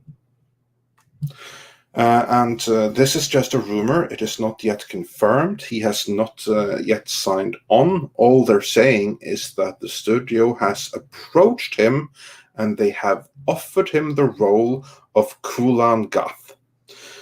So if he were to accept, he would then portray the villain of Kulan Gath next to, I forget the name of the lady who has been announced as Red Sonja herself, but of course she's a black woman. So so much for Red Sonja. What I will say though is that the role of Kulan Gath, that's an original Hannah John Kamen. Yeah, that's her name. Yeah. Anyway, the role of Kulan Gath, that's a sorcerer that first appeared in Marvel's Conan the Barbarian comics. And because of that, and then he's later been associated with Red Sonja as well. So that's a character that there are dual rights for right now. Dynamite, I believe, can use him in the Red Sonja comics, and Marvel can use him in their own comics, which they do. He's the enemy in the ongoing Savage Avengers series, in which Conan the Barbarian is fighting in the modern day Marvel comics universe. And I think that Sacha Baron Cohen in that role is actually dream casting. I mean, Sacha Baron Cohen, he can be really creepy if he wants to be. So will that alone make the movie better if everything else is wrong? No, but that is pretty stellar casting right there. I was going to say, this is like trying to put lipstick on a pig at this point. Yeah, well, to be fair, we don't know the direction of the movie itself. We don't know exactly where they're going to go. Wait, can Sacha Cohen Baron be creepy? Yeah. Oh, yeah. He's a good actor. Do not underestimate his skills as an actor. Okay. I was actually upset that he didn't play Freddie Mercury because he was originally cast, but he wanted to go R-rated and the band wouldn't allow it, so he left. Yeah. And at first I was dead set. Yeah, I was dead set against Rami Malek until after I saw the movie. But anyhow, he's like a chameleon. Yeah, as an actor, I think he's incredible. Okay. I only know him from Borat, so I don't know what else has he been in. Yeah, he played the Sweeney Todd. He was in Ricky Bobby. Ricky Bobby was the French the French guy in that. The French race car driver. There's been a couple other things he's been in too, but I can't remember because he kind of just gets in the roles and you forget or don't realize it's him until after the fact. Exactly, and he's in a spy drama on Netflix. I forget the series. Maybe he was great in Hugo. Yeah. And the spy series on Netflix, which is based on a real story of an Israeli spy, he's in that. So no, do not underestimate Sacha Baron Cohen as just as an actor. Yeah, for me. All right. Personal politics, not speaking on, but let's not get into that. But as an actor, he's really, really good, and him as Kulan Gath. When I see this, I'm like thinking, damn, now they can't use him in the Netflix Conan series. I mean, that's where but I would have liked to see him there instead. Yeah. That's where Borat came from, was the Ali G show. Did you ever see that one on HBO, Undoomed? Yep. Yeah. Oh my God. And I'm gonna go down a rabbit hole right now with Andre Carries. I agree with you, and if there's anybody who would probably be able to do anything like that, it would be him. He was in the running at one point, and they should have picked him. I love Steve Martin from Here to the Moon, but he was the wrong casting. He was. And Yeah, those yeah. movies They are needed- fucking horrid anyway. But Yeah. One of the takes that they had early on actually was that they would do a soft reboot of the son of the Pink Panther and have Sacha Baron Cohen play the son of Clouseau. I like him in the. I like the that first they were Borat. having, and it would have been brilliant. He would have been so good as that. So it's such a shame that didn't happen. what'd you say, Polly? Oh, I thought the first Borat was. Oh yeah, the first seminal. Borat's hilarious. Seminal, man. The second one, not so much. I liked the girl that played his daughter in it or whatever. She was great, but And she was really the good. movie overall was just kind of like Yeah, it was kind of already old hat for me.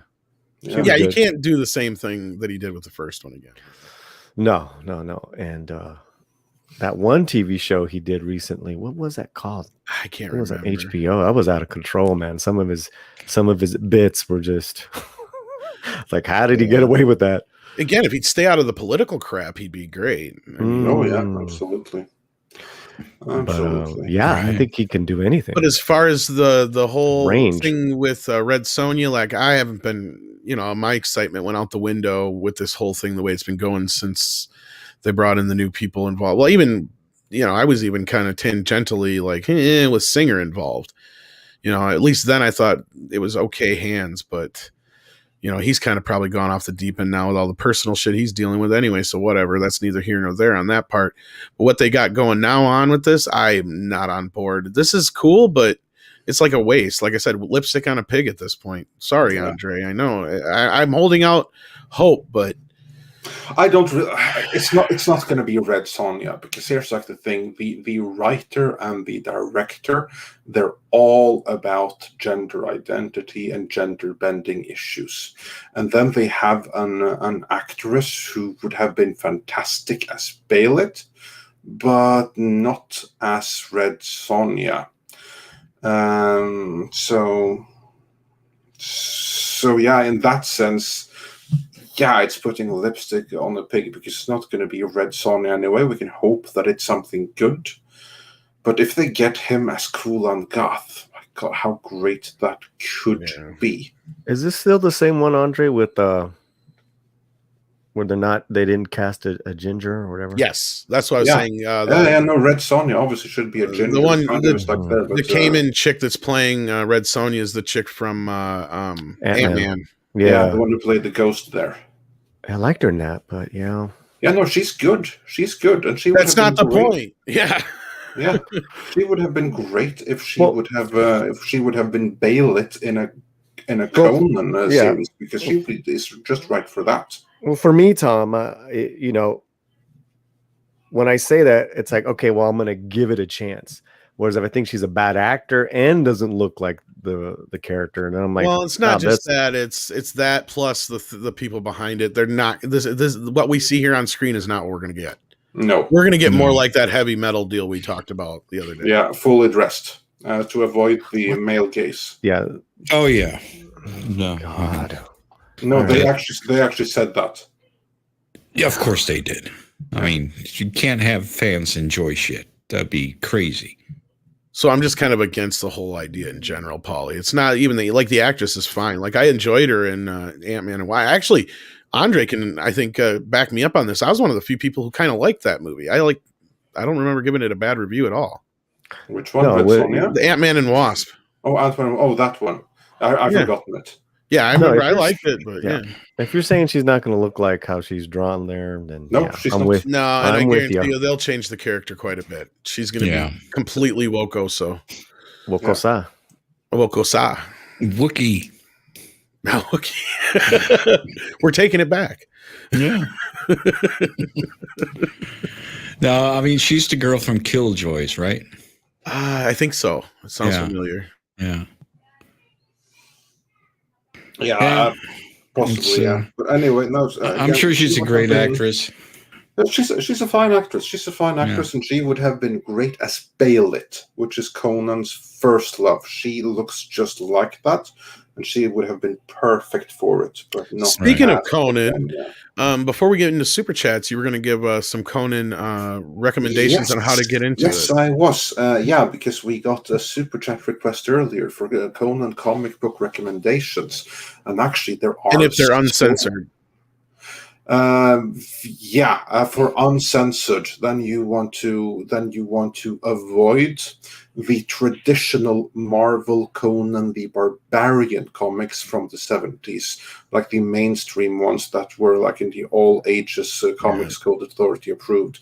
Those are the ones that you want to avoid then.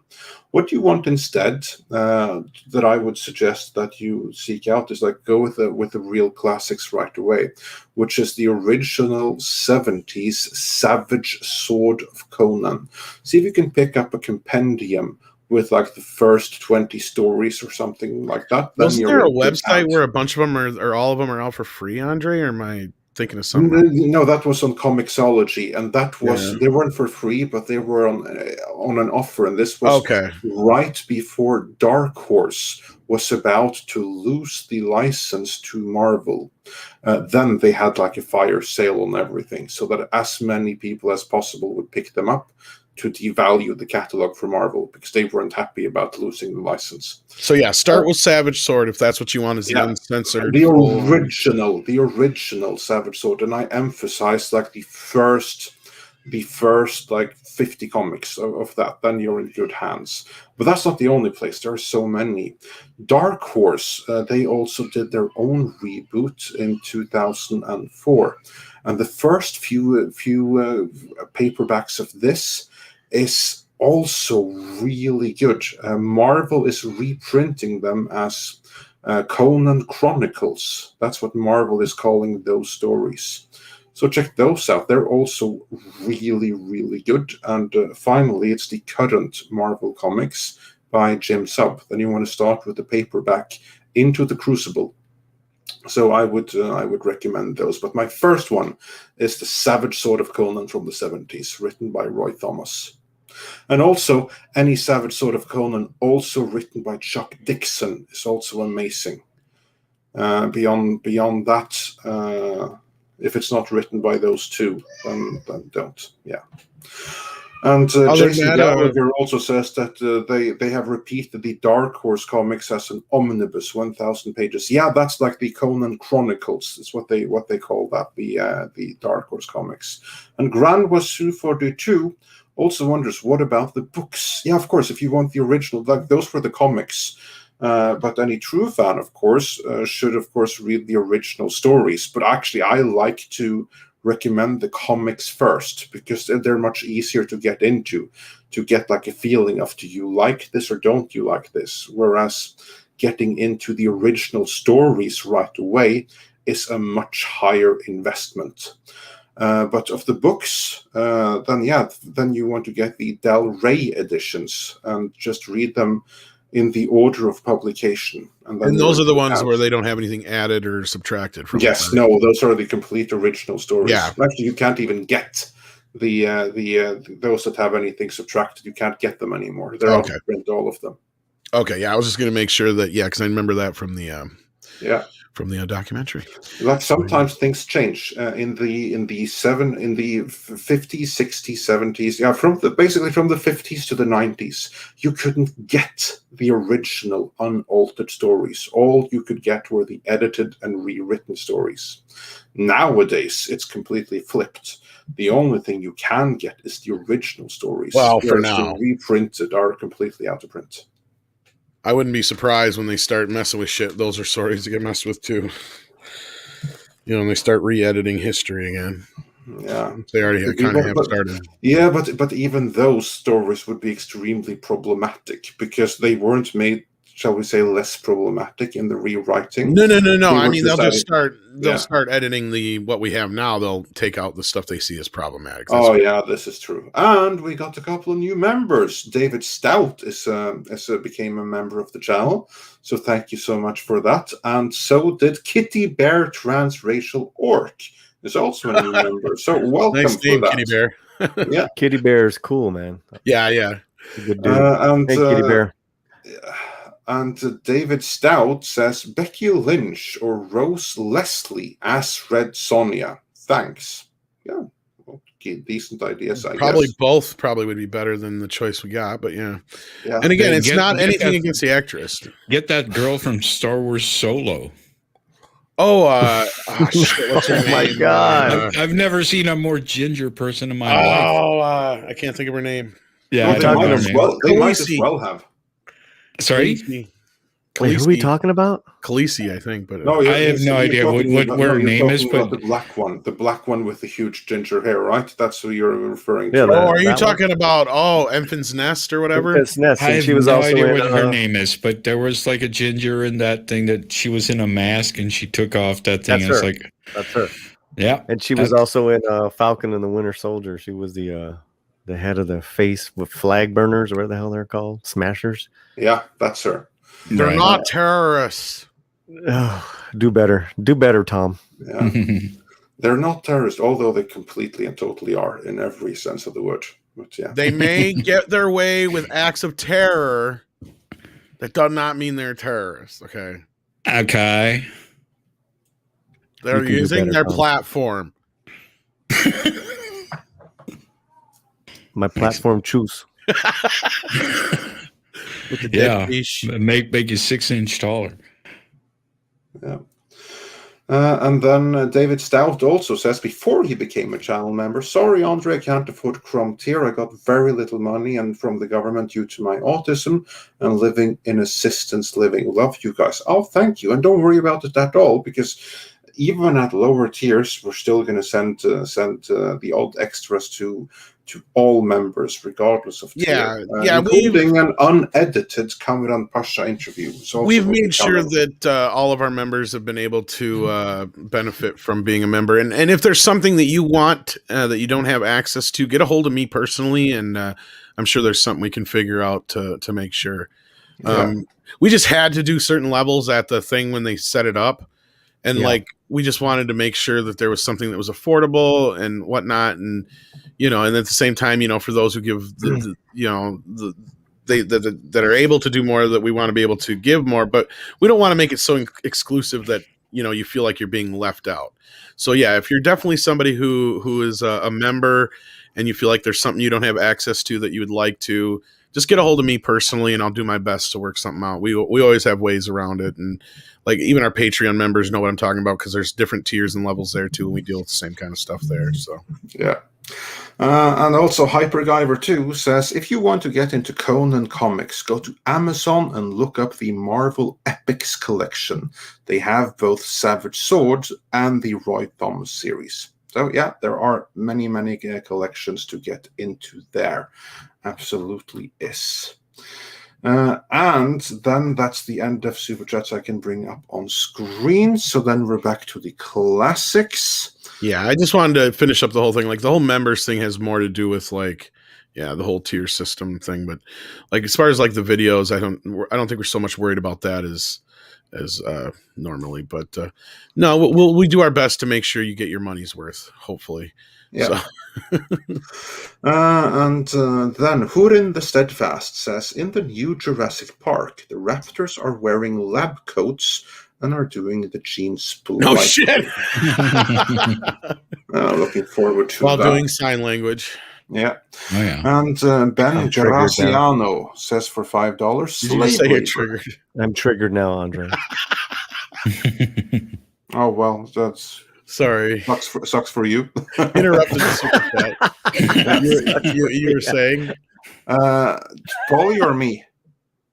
You, Andre. No, you, Andre. We interrupted the super we chat. Interrupted you. Anyway, Ben Graciano was saying slave labor. You mean how Apple gets all its products made? People haven't forgotten, they just ignore it. Yeah, yep. Apple regrettably aren't the only ones. And Aris says for €5, I am a German archaeologist working in a leading institution, and I work exclusively in a depot. We haven't properly researched the stuff from 100 years ago. This is an earlier one, and yeah, that's what I mean. There's there is so much archaeology. There's so much left to discover. That's just waiting to be discovered. Like, we haven't even fully excavated Göbekli Tepe, which is unbelievable. That's a site in Turkey that completely rewrites the origins of humanity. Like, it completely throws established history out the window. And it's just sitting there, and they're not excavating it. There was a man here before you, and he was better than you. Actually, yeah, kind of. That's exactly what it shows. I was quoting part Planet of of the reason Apes, why. but Yeah, I know it was a quote from the Planet of the Apes, but actually, that's not a bad comparison. Obviously, it was humans there, but like the level of sophistication. you there. blew it up. Damn you all to At the hell. time when established history says that we should all be like Stone Age people hanging in the trees, then yeah. And Charlton Heston would like to welcome Dark Thrawn fan. He became a member. Thank you, Darth Thrawn. Thank you. And David Stout's just making it rain, buddy. Holy cow. Here he goes. You got one that says, read comic online. Has all comic and Red Sonja book. So read comiconline.li is the link. There you go. I think maybe that is one we probably shouldn't be promoting so much. I think that might be. I can't speak to the legality of it. So, but thank David Stout for that. If that helps you out any, don't tell us. David Stout also says, thank you and love you guys eternally. Well, we love you guys too. You guys make it possible to do this show. Well, So thank you. Yeah, and thank you, David, man. For all your daily challenges. That's pretty badass, man. Yeah, indeed. Absolutely. So and then we've got Paulus Playing coming in again. On fire today. That's a good one. Yeah. And he says male gaze is bad. Then female gaze, bisexual gaze, lesbian gaze, gay gaze, pansexual gaze must also be bad then. Actually, no, because you're assuming equality. And they are all about equity. And they're only exclusively the straight cisgender male gaze is bad, and just that one. Yeah. Yeah, their gaze is so we have to get off this equality mindset, because they want equity, and that's very different from equality. Yeah, their gaze is a lovely shade of. It's like somebody who's just discovered a drug and they don't know how to regulate it. Oh my god, that computer sounded so Windows 95. What the fuck? It's my other laptop, dude. Why giving me heat? It legit made the Windows 95 sound. Yeah. I'm you know what? I was almost going to throw a La Bamba line at you, but I wasn't sure if you would pick it up right. No, I'm trying. I'm having a hard time with an old. It looks like something that somebody threw away. Oh yeah, Buzz Booger. Well, it's mine now. It's mine now. Yeah, it's my old laptop, and I'm trying to find an old Gmail password. Oh, good luck with that. Good luck with that. Thank you. You're welcome. Yeah. And Dark Throne fans became a YouTube member, so thank you and welcome. Yeah, we welcome lots of cool stuff here, and also Mags speaks for us all, saying we are just happy to have people be here and chat with us and enjoying the content that ME provides. Oh, thank you, and also we appreciate everyone here who makes this community, because it has become a community, what it is. Absolutely, and I know it's Windows 7. I just had to say 95 because it's funnier. Anyway. Well, Windows 95 was certainly better. No, I know. Anyway, speaking of lovely people, we got some great super chats to get through for some very patient people. So let's comb through those. Yes, I'm going to go through the classics, the ones that are right here. Let's see. Thunderstorm says they should combine Star Wars, Indiana Jones, Marvel, and DC into a film called The Woke Stamp Collectors. Yeah, that's a sounds like Cartoon All Stars right there. Yeah, all over again. The Rubber Band Man says, only on this earth can Kathleen Kennedy destroy 2 franchises and keep her job. Where is Thanos when we need him with the stone? Yeah. You know what? To go back to that other super chat, though, this is almost like it's like it's turned into Cartoon All Stars. You probably don't know what I'm talking about, Andre, but Undoomed and Paulie might. That was the biggest bait and switch in history. We had a bunch of our favorite cartoon characters lie to us for a half hour about pot. That's kind of what this is. This is all our favorite characters lying to us about virtue signaling and all this other woke shit. And like, yeah, it's the same thing all over again. It's just disgusting. Yeah. Moving on, Daniel says, for $10, thank you so much. In the next-gen movies, Patrick Stewart envied Harrison Ford getting to be an action hero, so he turned Picard into Rambo. Now Ford is jealous that Stewart got to nuke his own legacy in the Picard series. Yeah, it'll be... It's going to be difficult to top the sad passing of Picard. I don't know if that's the exact line of thinking, but I wouldn't put. That's probably close. Like I guarantee you, part of this was Harrison. The first Ford. part was accurate, though. Like Picard definitely wanted to be an action hero. Oh yeah, that part's true. Stewart. But no, I think a lot of this had to do with Harrison Ford going, "Yeah, we got to kill this character." Well, he did that with Solo. Yeah, and he desperately. Well, he hated Han Solo. There's a difference here. Indiana Jones, he has a soft spot for and he loves. Han Solo, he fucking hates. Right. Because Indiana Jones was cool. Han Solo just got him a bunch of nerd fans. Like, and I guarantee you that's what he hated, is fans coming up to him and asking him Star Wars questions. Yeah. Because he even had a rule for the longest time that up until the new movies where you're not allowed to ask him Star Wars questions in interviews and shit. Like, he hated talking about it. Oh, man, those nerd girls must have been ugly back then, huh? There probably wasn't very many of them, but there was a few, I'm sure. But whatever ones, they're probably married. So, Twiggy, McStumplewiz? McStumpwizzle? There I go. McStumpwizzle. Twiggy McStumpwizzle sent in $5. Says, I envision the very lovely Christina Hendrick as Red Sonja. Not a bad choice. For hot awesomeness. That would have been fucking awesome. Yeah, she also has a proven action stat. Yes, I agree.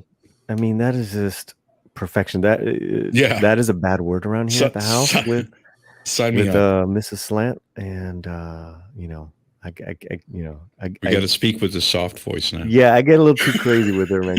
And then Mrs. Slant will say, "She's just a normal person," because they work together on some shit back in the day. She's just a regular person. Blah, blah, blah. I'm like, yeah, but she's gorgeous. Ain't no regular person look like that. Shoo.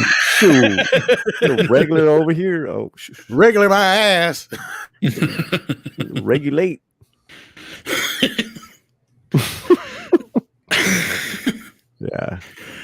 Yeah, she would have been perfect. Yeah. That's like, I would have watched the shit out of that. No shit, right? Like, that's the movie we all wish would have happened. Yeah. Unfortunately, this is not the 80s. Yeah, unfortunately, that's true. Or the 90s, even, for that matter. Yeah. I mean, or even when they started Mad Men. I mean, her and Mad Men, they were not shy in showing her curves, and just that, that was what, 12 years ago. Ay Dios. I guess that's still a different era, isn't it? Yeah, it is. That's sadly a different era, so not a lot we can do about that right now. But going back to the classic super chats, we have a few left still. Hypergiver 2 said, Lando and L3 can be summed up as follows. Put a fleshlight on an oscillating fan. Oh yeah, there's an image for you. And Thunderstorm says, #WackoVist. Don't quite get that, but okay, #WackoVist, I guess. And Gigawatt 1.21. Oh, nice. That's a cool reference. Indy will fly to the moon in a lead fridge. Only way to fly. Get off my shuttle. And Hurin the Steadfast says for $5 Canadian, I thought the robot was making fun of SGWC. Oh, we got that one. I think that then we are caught up with the classics there. I think we had like 2 or 3 more come in, Yeah. Sarah Cheney said, Indy should next look for the tomb of Genghis Khan. That's actually a historic mystery where that is. I'm all for any of that kind of stuff. Yeah. Oh, yeah, that would be cool. Get away from the other garbage. Yeah. Like, no aliens. Yeah. No aliens, no moon. Fuck that shit. Oh, you're getting the moon, though, probably. And the Tayo says, all Kathy's movie is going to fail, and we all know it. And Aris says, no Indiana Jones on the moon. They will bring that female lead, that Phoebe Waller-Bridge, to the moon.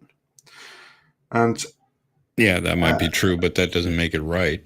Yeah, and ActionCom says Indiana Jones was supposed to be an homage to 50s sci-fi. That's why it tonally is different. And not so much 50s sci-fi, but the 50s adventure serials and swashbuckler. No. There were no serials in the 50s anymore. And that's where ended in the 40s. They were on TV, and that's where George Lucas misremembers shit, because he says he watched these things in the theater when he was a kid. Bullshit. He watched them on TV after school. Yeah, that's true. That's true. Because that's when they were showing the serials of the 30s. Because I've read enough on him and seen enough shit. Like, basically, I've got this picture painted in my head of George Lucas as a kid is basically Frankie from Scrooged as a kid. If you guys know what I'm talking about, where all he did was sit in front of the TV, and then you have that scene where later on he's like, I did all kinds of stuff when I was a kid. I did this. And they're like, that was the courtship of Eddie's father. He's like, you remember in TV shows, you idiot. You know, like that's George Lucas. It's like he has this. He's a revisionist. He loves to amp up the story in a way that makes it more sellable. Worked out pretty well for him in the end. No, I'm not saying he's a liar so much in a sense of he just wanted to. Oh, he might be, but I'm just saying it paid off. Oh, of course, yeah. And then you have Spielberg involved in it too, which is the other part of the puzzle. So when it comes to Indiana Jones, I mean, he totally made the movies have that magic. And that could have been part of the reason why Harrison was more partial to character, even though it's not so much the ensemble thing as was brought up here just a few minutes ago on screen. But it could just be that he preferred working with Spielberg, because Harrison has made it no secret that he didn't really care for working with George Lucas as a director. Well, I don't think anyone has ever loved working with George Lucas as a director. He's known as not being an actor's director. No, he actually got into a fight with him during the making of Star Wars. Right. He's like, I can't just say this shit, George. He's like, people don't talk like this. And George just didn't understand it. And he's like, I put it on the paper, just say it. He's like, yeah, but you need to give me something more than that. Like, what's my motivation kind of thing, That's not going to come and from George don't understand George. that. Yeah. Faster, more intense. That's all George understands. Yeah, exactly. He kind of got it by the time of the prequels. Well, you can see it. You can see it in the behind the scenes. So exactly. Like, I'll work the faster and more intent, and sometimes I forget to say action and cut. But you step in and say action and cut if I forget it. Yeah, to his assistant director. Yeah. But I love that the beginning is the great, and that's why I don't think it's available anymore officially, is because that movie or that documentary is better than the movie. It shows the breakdown of a movie in real time. Like, it starts out, George has got these grandiose ideas, and by the end, he's sitting there literally almost pulling his hair out in the screening because he's like, oh, shit, what did I do? I can't fix this now. He says that literally like, I can't fix this now. It's like, it's too late. He doesn't say it like that, but he's like, Pretty close. I may have gone too far in some He goes, places. I may have gone too far in some places, and he goes, and you can't fix it and now. you can't pull this out now because it's designed this way. It's designed, yeah. He's designed this way. They're making excuses for how crazy it is at the end, and then Ben Burtt, and this is why I think Ben Burtt, he's somebody that should have been there for the new movies. Is he's like, he comes in and he explains to George what the fucking problem is, but I'm like, Ben, where were you fucking 6 months ago? You know, Yeah. He's like, you got 7 things going on at once, George. You know, Exactly. Yeah. We're going from fucking slapstick to complete tragedy to drama in 5 seconds. Okay, this is not good. Which, yeah, and he's like, well, I can't change it now. It's designed that way. That's where he says that, yeah.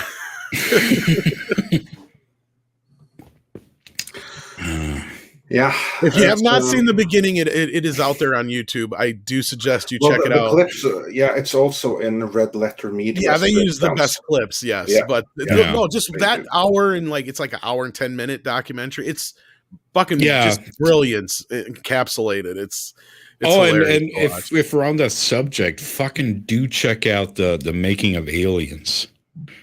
That is a great there's some documentary. good stuff. Are you talking about the ones that are on the newer, like the DVD? Well, not newer. No, it's on YouTube. You can get it on YouTube. Yeah, the long ones from the DVDs and stuff like that. Those are great. There's no filter. I mean, James Cameron is fucking pissed at James Horner and vice versa. They hate each other and they don't hide it. There's no gloss. There's no smoothing things over. They're just doing a documentary. It's great. I'm not sure if that's the one I'm thinking of then, but I have another one too. I mean, we can't get that now. You're never going to get a Disney documentary about how they hated each other. No, you're right. Yeah. That's so refreshing to see that shit. They had conflict, and James Horner, he was like, this guy is a fucking idiot. He says that. No, you got to get the independent ones for that kind of stuff now. Yeah, that you're never going to get that out of the studio. You got to get. They probably have some NDA to prevent that nowadays. Well, it's not even that so much as they would never allow stuff like that on their product now. But if you want to go find the independent documentaries that are out there, there's some great shit out there where they don't care. Like you said, the filter's off now because they don't have to worry about appeasing the studio. So that's the upside of the downside of losing a lot of special features on movies, because they used to not care so much. They used to just slap that, the comments and whatever are not the expressed opinion of whatever said company. They used to just get away with that, but now they don't even bother. They don't put any special features on there unless they're so pre-approved and sanitized. And because Robert Meyer Burnett told the great story about some of the stuff that he wasn't allowed to put on, but the best one was when they kind of basically solidified that there was a separation when they wouldn't allow him to put, he did this great interview with the cast of The Next Generation for the Next Generation Blu-rays. And he just sat down and asked him, he's like, with the J.J. Abrams movie out there and everybody's, talking recasting classic characters, who do you guys see recast in your roles? And he's like, each one went through and, of course, Patrick Stewart's like, well, I already know who they'll cast. And, he says, what's his face from First Class, McAvoy. And, and stuff like that. So, he was this great little thing. And CBS is like, that can't be on the disc. He's like, why? Why not? He's like, never the two shall meet. That means that the movie side of things should not touch the series. And that was when there was that clear separation. Yeah. And so they couldn't put that on the disc because of that shit. So there you go. And there's even that kind of corporate politic bullshit that gets involved. But anyway, Andre, sorry. It's sad because I just have to interject this as well. Since we're talking about Cameron, watch The Abyss, the making of The Abyss. Where he nearly kills people? Yeah. It's people are crying and they're people almost kill themselves out of misery and shit. Holy shit. He almost drowned half the cast. And it's better than the movie. Yeah, almost. It is. It is almost better than the movie, to be honest. I remember the making of it more than I do the movie, to be honest. Yeah, exactly. And that's more their fault than anything because they haven't made the movie very available. I haven't seen The Abyss since I was a kid because of that. So, it's a teenager at least. An amazing documentary. Yeah, I think I caught that on YouTube or something like that. But yeah, he almost drowned himself. I'm pretty sure it's out on YouTube. Oh yeah. God bless YouTube for that anyway.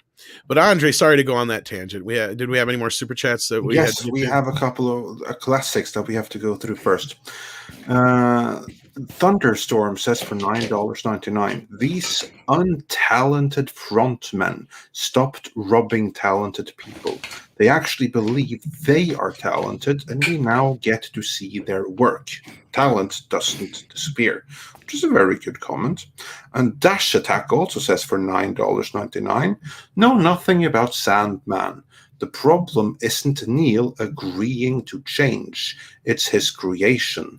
The problem is the lashing out on Twitter like an ungrateful brat. Yeah, actually, I'll be doing That's a video big part of on it. that. Yeah. Absolutely, it is. I mean, I understand, and I mean, as much as I hate the special editions, it's one of those things. Yeah, George Lucas is allowed to do what he wants to do, but the difference there compared to some of the shit we're seeing now is the virtue signaling and the going after people and the attacking people. Like George wasn't going out there going, "Oh, you ungrateful little fucks," you know. Right. And it was his creation. I gave you the fucking Star Wars. Take it, and you'll like it, you bitch. Yeah, he didn't say that. Exactly. And then that was all the classic ones, but we have a couple of more recent ones. Here's one. Paulus Plane, still on fire. Tom, you have to take this one. Whoops, hit the wrong button here. Americans, please teach this glorious Norwegian fuck Andre how to pronunciate the word debt. Love from Norway. Yeah, don't pronounce it debit. It's debt. I know it's dumb, but what can I say? No, I had to reuse that joke. Yeah, Andre has his way of pronouncing words that there's times where I've thought about correcting him, but then I'm just like, nope, it wouldn't be Andre if he didn't say it that way. In my defense, there's a B written right there in the word. So, yeah. I know. You should never try out French. Oh, God. Can't you speak some French, Andre? Don't even get me started on French, because actually I can read a good deal of French. But they got some extra letters in there. No way. Like that. I can't get into or can't pronounce French if my life depended on it. They're the masters of putting in letters that are useless. Yeah. Well, he actually says it more like debt. Like how he said, like, I can't even do it right. That's one of the few I can't. He's just, Andre does it the way Andre does it. Yeah. Before Paulus, I shall try to say debt and avoid. It just sounds wrong now when you say that. No, that's fine. No, I know. It's just when you hear Andre say it a million times over. And then sometimes I'm not even sure myself. I have to look up the pronunciation of words at times because I'm like, how do you fucking say that word? I don't even know anymore. Yeah, it's funny when the times when I ask you, like, how do you say this, and you don't know. I sometimes have to. Well, my other problem is I second guess myself so much. Like that's my other problem. So yeah. Right. Well, that can happen when you're like put on the spot. Well, and English was never one of my better, like, it was like in the middle for me. So, like, I know some, but like, you know, I know some of the grammar rules, but I don't always follow them. And then I'll second guess other grammar rules. And same thing goes for like spellings and which spelling of which word and like which one means what. And I'm always second guessing myself on that kind of crap. And I always end up fucking it up and second guessing myself into the wrong one. And I was right the first time. And yeah, Grand Admiral, I struggle just speaking English. In general, I can't barely speak one language. Andre's so bilingual, motherfucker can't keep his shit straight there. So,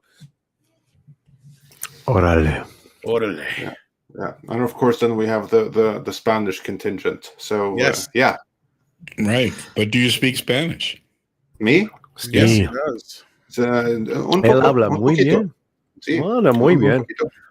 I understand more than I speak. So I would say that I understand 70% of Spanish, but I don't know the grammar, so I can't like construct the sentences to reply, give proper replies. But like I have language ear enough that I can like pick up on like the stem of the words and make out most sentences. But The response is the problem. And I'm getting chewed out by that's Hyde good. here. He's like, damn it, Tom, you speak English. How can you be bad at it? I was raised in the 90s. I mean, I was born in the 80s, but if anybody remembers anything about the 90s, we did not know how to speak English at all. Like, everything was fucking just crazy.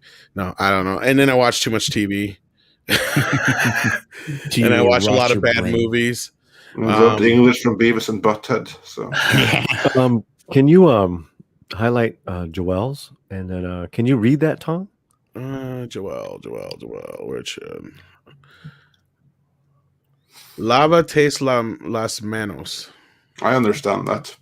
Did I say it right? Yeah, Not that's quite. Well, it wasn't too Lavate bad. las manos. Here. Something with hands. Lavate. Lavate. Wash your hands. Yeah, wash your Right. hands. Wash That your makes hands, sense. wash your face, wash Yeah. your ass. It's reflective or reflexive. Yeah, So, I'm American, not English. So I just know a few Spanish words by osmosis. yeah, I don't understand. Who's it. Osmosis, man? Yeah, he's a guy from Black Sabbath. Oh, who's that vato? I love Ozzy. Yeah, me too, man. Osmosis. I went to pretty good, man. Ozfest last year. It was awesome, man. I like that other guy, Abby Normal. The fuck? Oh yeah. This sounds familiar. Holly and I get racist as fuck when we get into this. Oh, yeah. Okay, I got you. It's like Mel Brooks, right? Kind of sort. Well, it's like a Cheech and Chong making. Who's fun that? of it. Yeah, just the classic like. Pinchy Mel.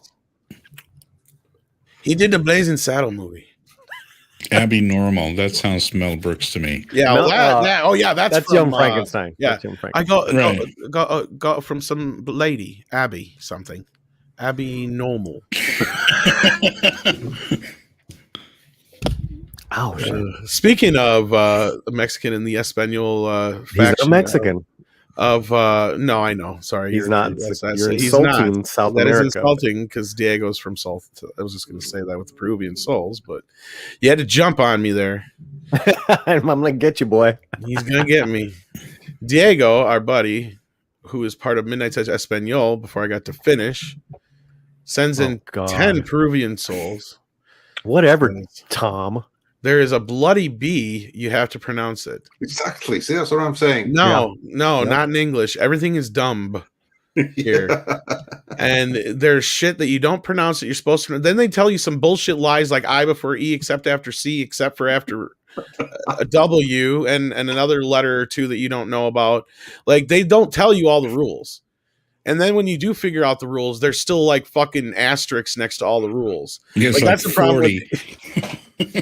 Exactly. Like unless you mean this on a Sunday after sundown, then it means this. And it's like, that's how the English language works. There's no like rhyme or reason to it. But no, to continue, he says, it's like how I argue, when Americans say Toms, how do you say that? Temis?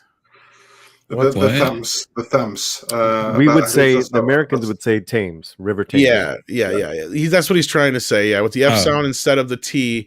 Respect the Queen's English. Fuck the Queen. I don't know this lady.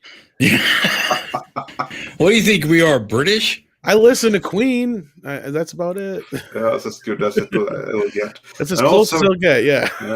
And also Jillian says, don't sweat it, Andre. Look at how we pronounce English in the US. I love how you say Dolph Lundgren. That's how the Swedes say it. Arnold Schwarzenegger. That's how the Austrians say it. And that's how I say it. Dolph Lundgren, Arnold Yeah. Schwarzenegger, and Yeah, early. Oh, yeah. You're getting there. No, I just drank something, so my R's are Yeah, I was just clearing my throat. rolling. One of these the days, I'll be able to Yeah. sing a song in Spanish, though. And Paulus Plain, it's really on fire today, sent us another 50 Norwegian kroner saying, Andre, love you, man, dude. Well, thank you. I love you too, as I love you all. And with that, I believe we are fully we caught got up. this No, one. I take it back. We missed this one. Mr. Tickletronk, our wrench. sends in a super chat, says, English is a mutt language. It puts out easy. Yeah.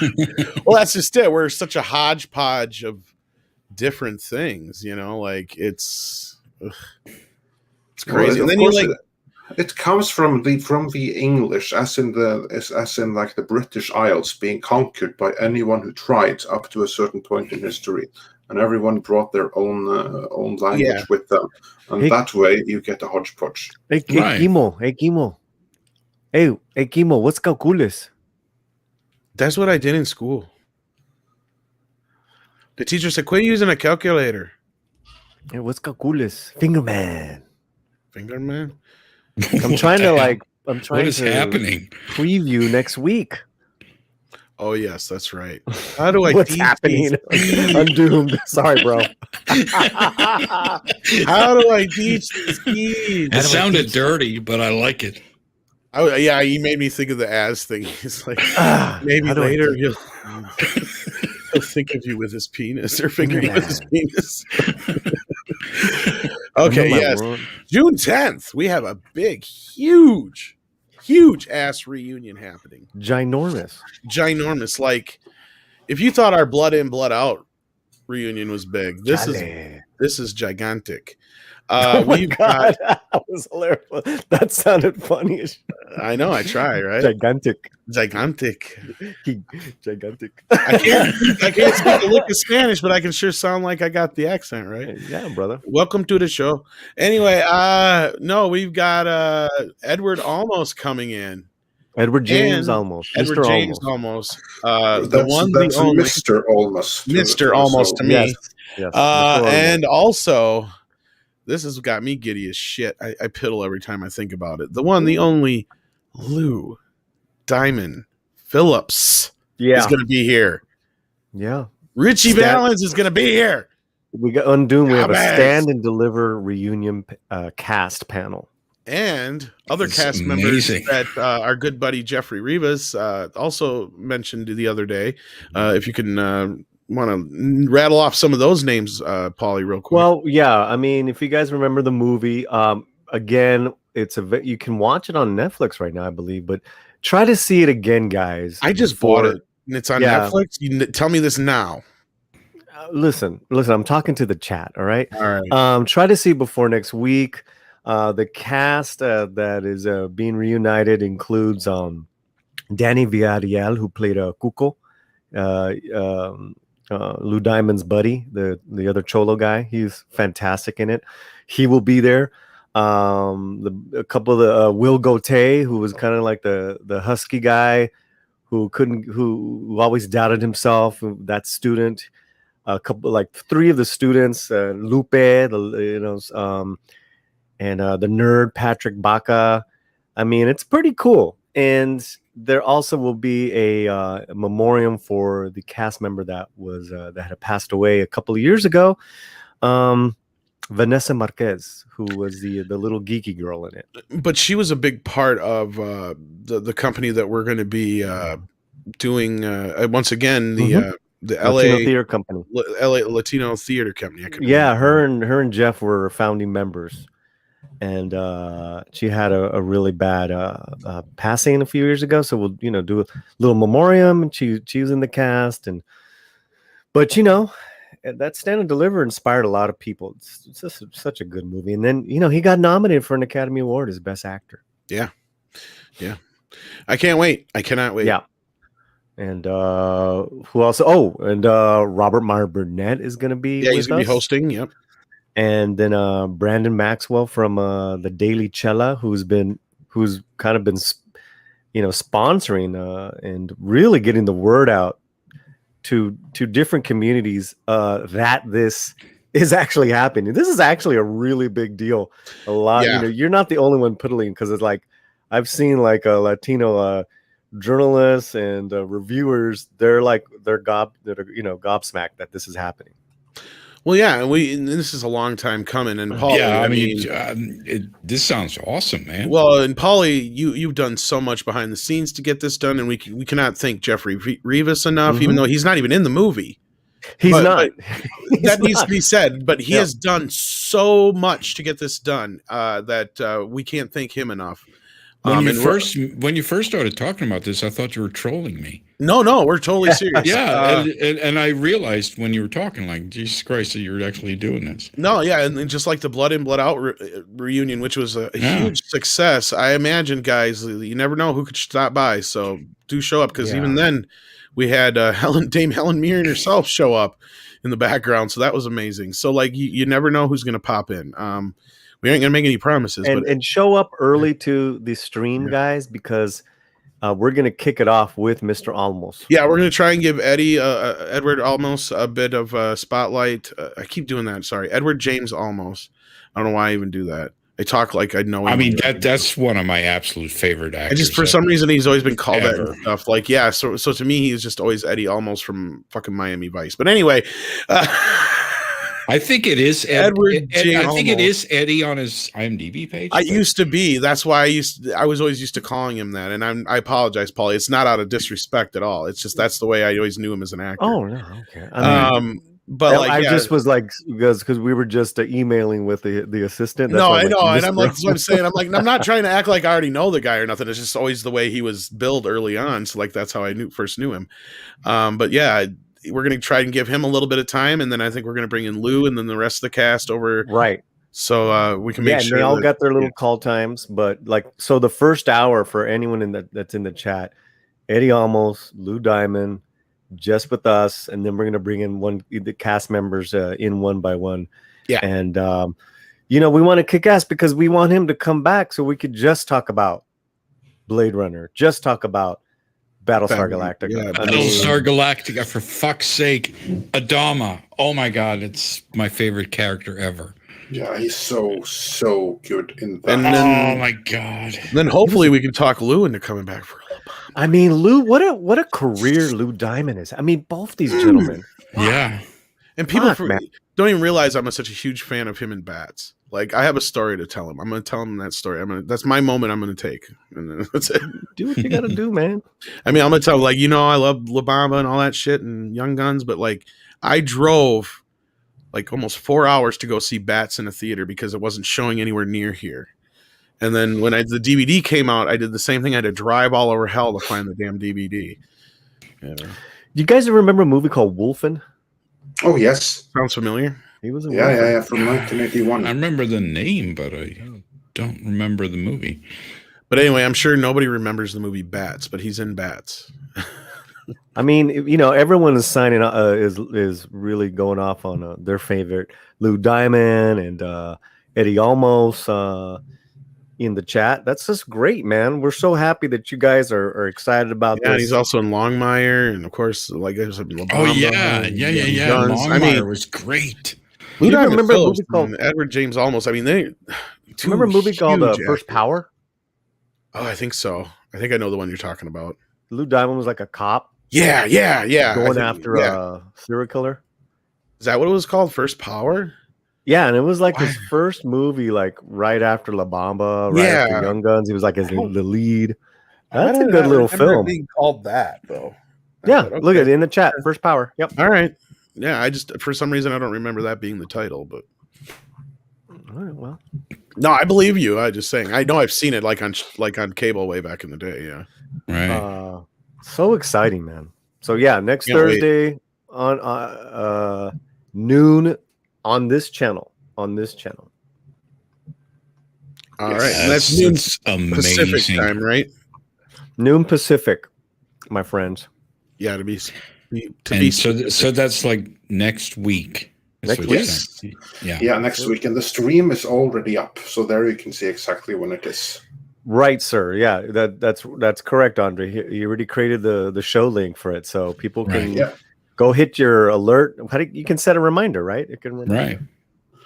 I don't know. Yeah, I mean, that is something amazing. Anthony, that would be Adama. insane. That's what I'm going to be looking forward to. To do a Young Guns reunion would be a lovely long-term goal. That would be an awesome long-term. So who goal. would so it's Kiefer, Yeah, Emilio. Kiefer, Emilio. Lou. You could probably even get Tiger Blood. if he's not busy. Who else was there? The Charlie was in it. The original, the second one, because the second one had even more. But I would go with the main cast from the original. Would be those guys mainly, and then what's his face? I can't think of the other guy. The guy that always picked on him and called him Chavez. I can't think of the name of the actor. But God, now that's a movie I haven't seen in years. I can't remember. Yeah. Winning. Oh my God. Bon Jovi was in the second one. Yes, he was. He was indeed, but with that, C. Thomas Howell, was he in the first or second? I can't remember. C. Thomas Howell. I don't know if he was or not. Whatever happened to him? Dermot Mulroney. Yes, that's who I was thinking of. Steven. Yeah, I think so. Mm. Yeah, at least those 4 or 5 guys, I would say you have to get. But yeah, C. Thomas, man, he was like the it kid in like the mid '80s. It seemed like he had a bright future, and he disappeared. Right? Mm-hmm. Yeah, they had a lot of those kind of guys. I think after Soul Man, that might have killed it. That did not help his career. He might still be acting in television or something for all we know. I just haven't. Yeah, I have no idea. I mean, he might be. Yeah, and like Christian brings up, we are supposed to be getting Young Guns 3. Yeah. And also on a completely different geriatric years? Yeah. Oh, Hitchhiker. That's a great movie. Seema Thomas and Rutger Hauer. Andre? Yeah. Oh, right. You guys remember that movie? Yeah. Oh, yeah. Of course. Yeah, obviously. On a different note, John Fidel says Netflix will acquire Paramount and will combine subscribers with Netflix and use Netflix as international distributor. You may be right, but replace that with Amazon. Maybe that's what I thought. Is that something that you know, or is it something that you speculate? I would think that's more of a speculation. I don't know if Netflix would want Paramount. That's the thing. Maybe. I was just so surprised that Amazon didn't make a play for Paramount. I really thought that was in the cards. I really kind of thought that's what they were going to do. Casey Shamashko. Casey. He was in the Young Guns. All right. So if we're caught up on super chats, then I think we should get the hell out of here because I'm fucking starved and we've held on to Undoomed for almost 4 hours now. And considering we didn't have a shit ton to talk about, we managed to talk about it for 4 hours. Well, it's always a pleasure. That's how we roll. With that, it is time for the one, the only Koalas in the Rain. Koalas in the rain. Koalas in the rain. No fucks given. Koalas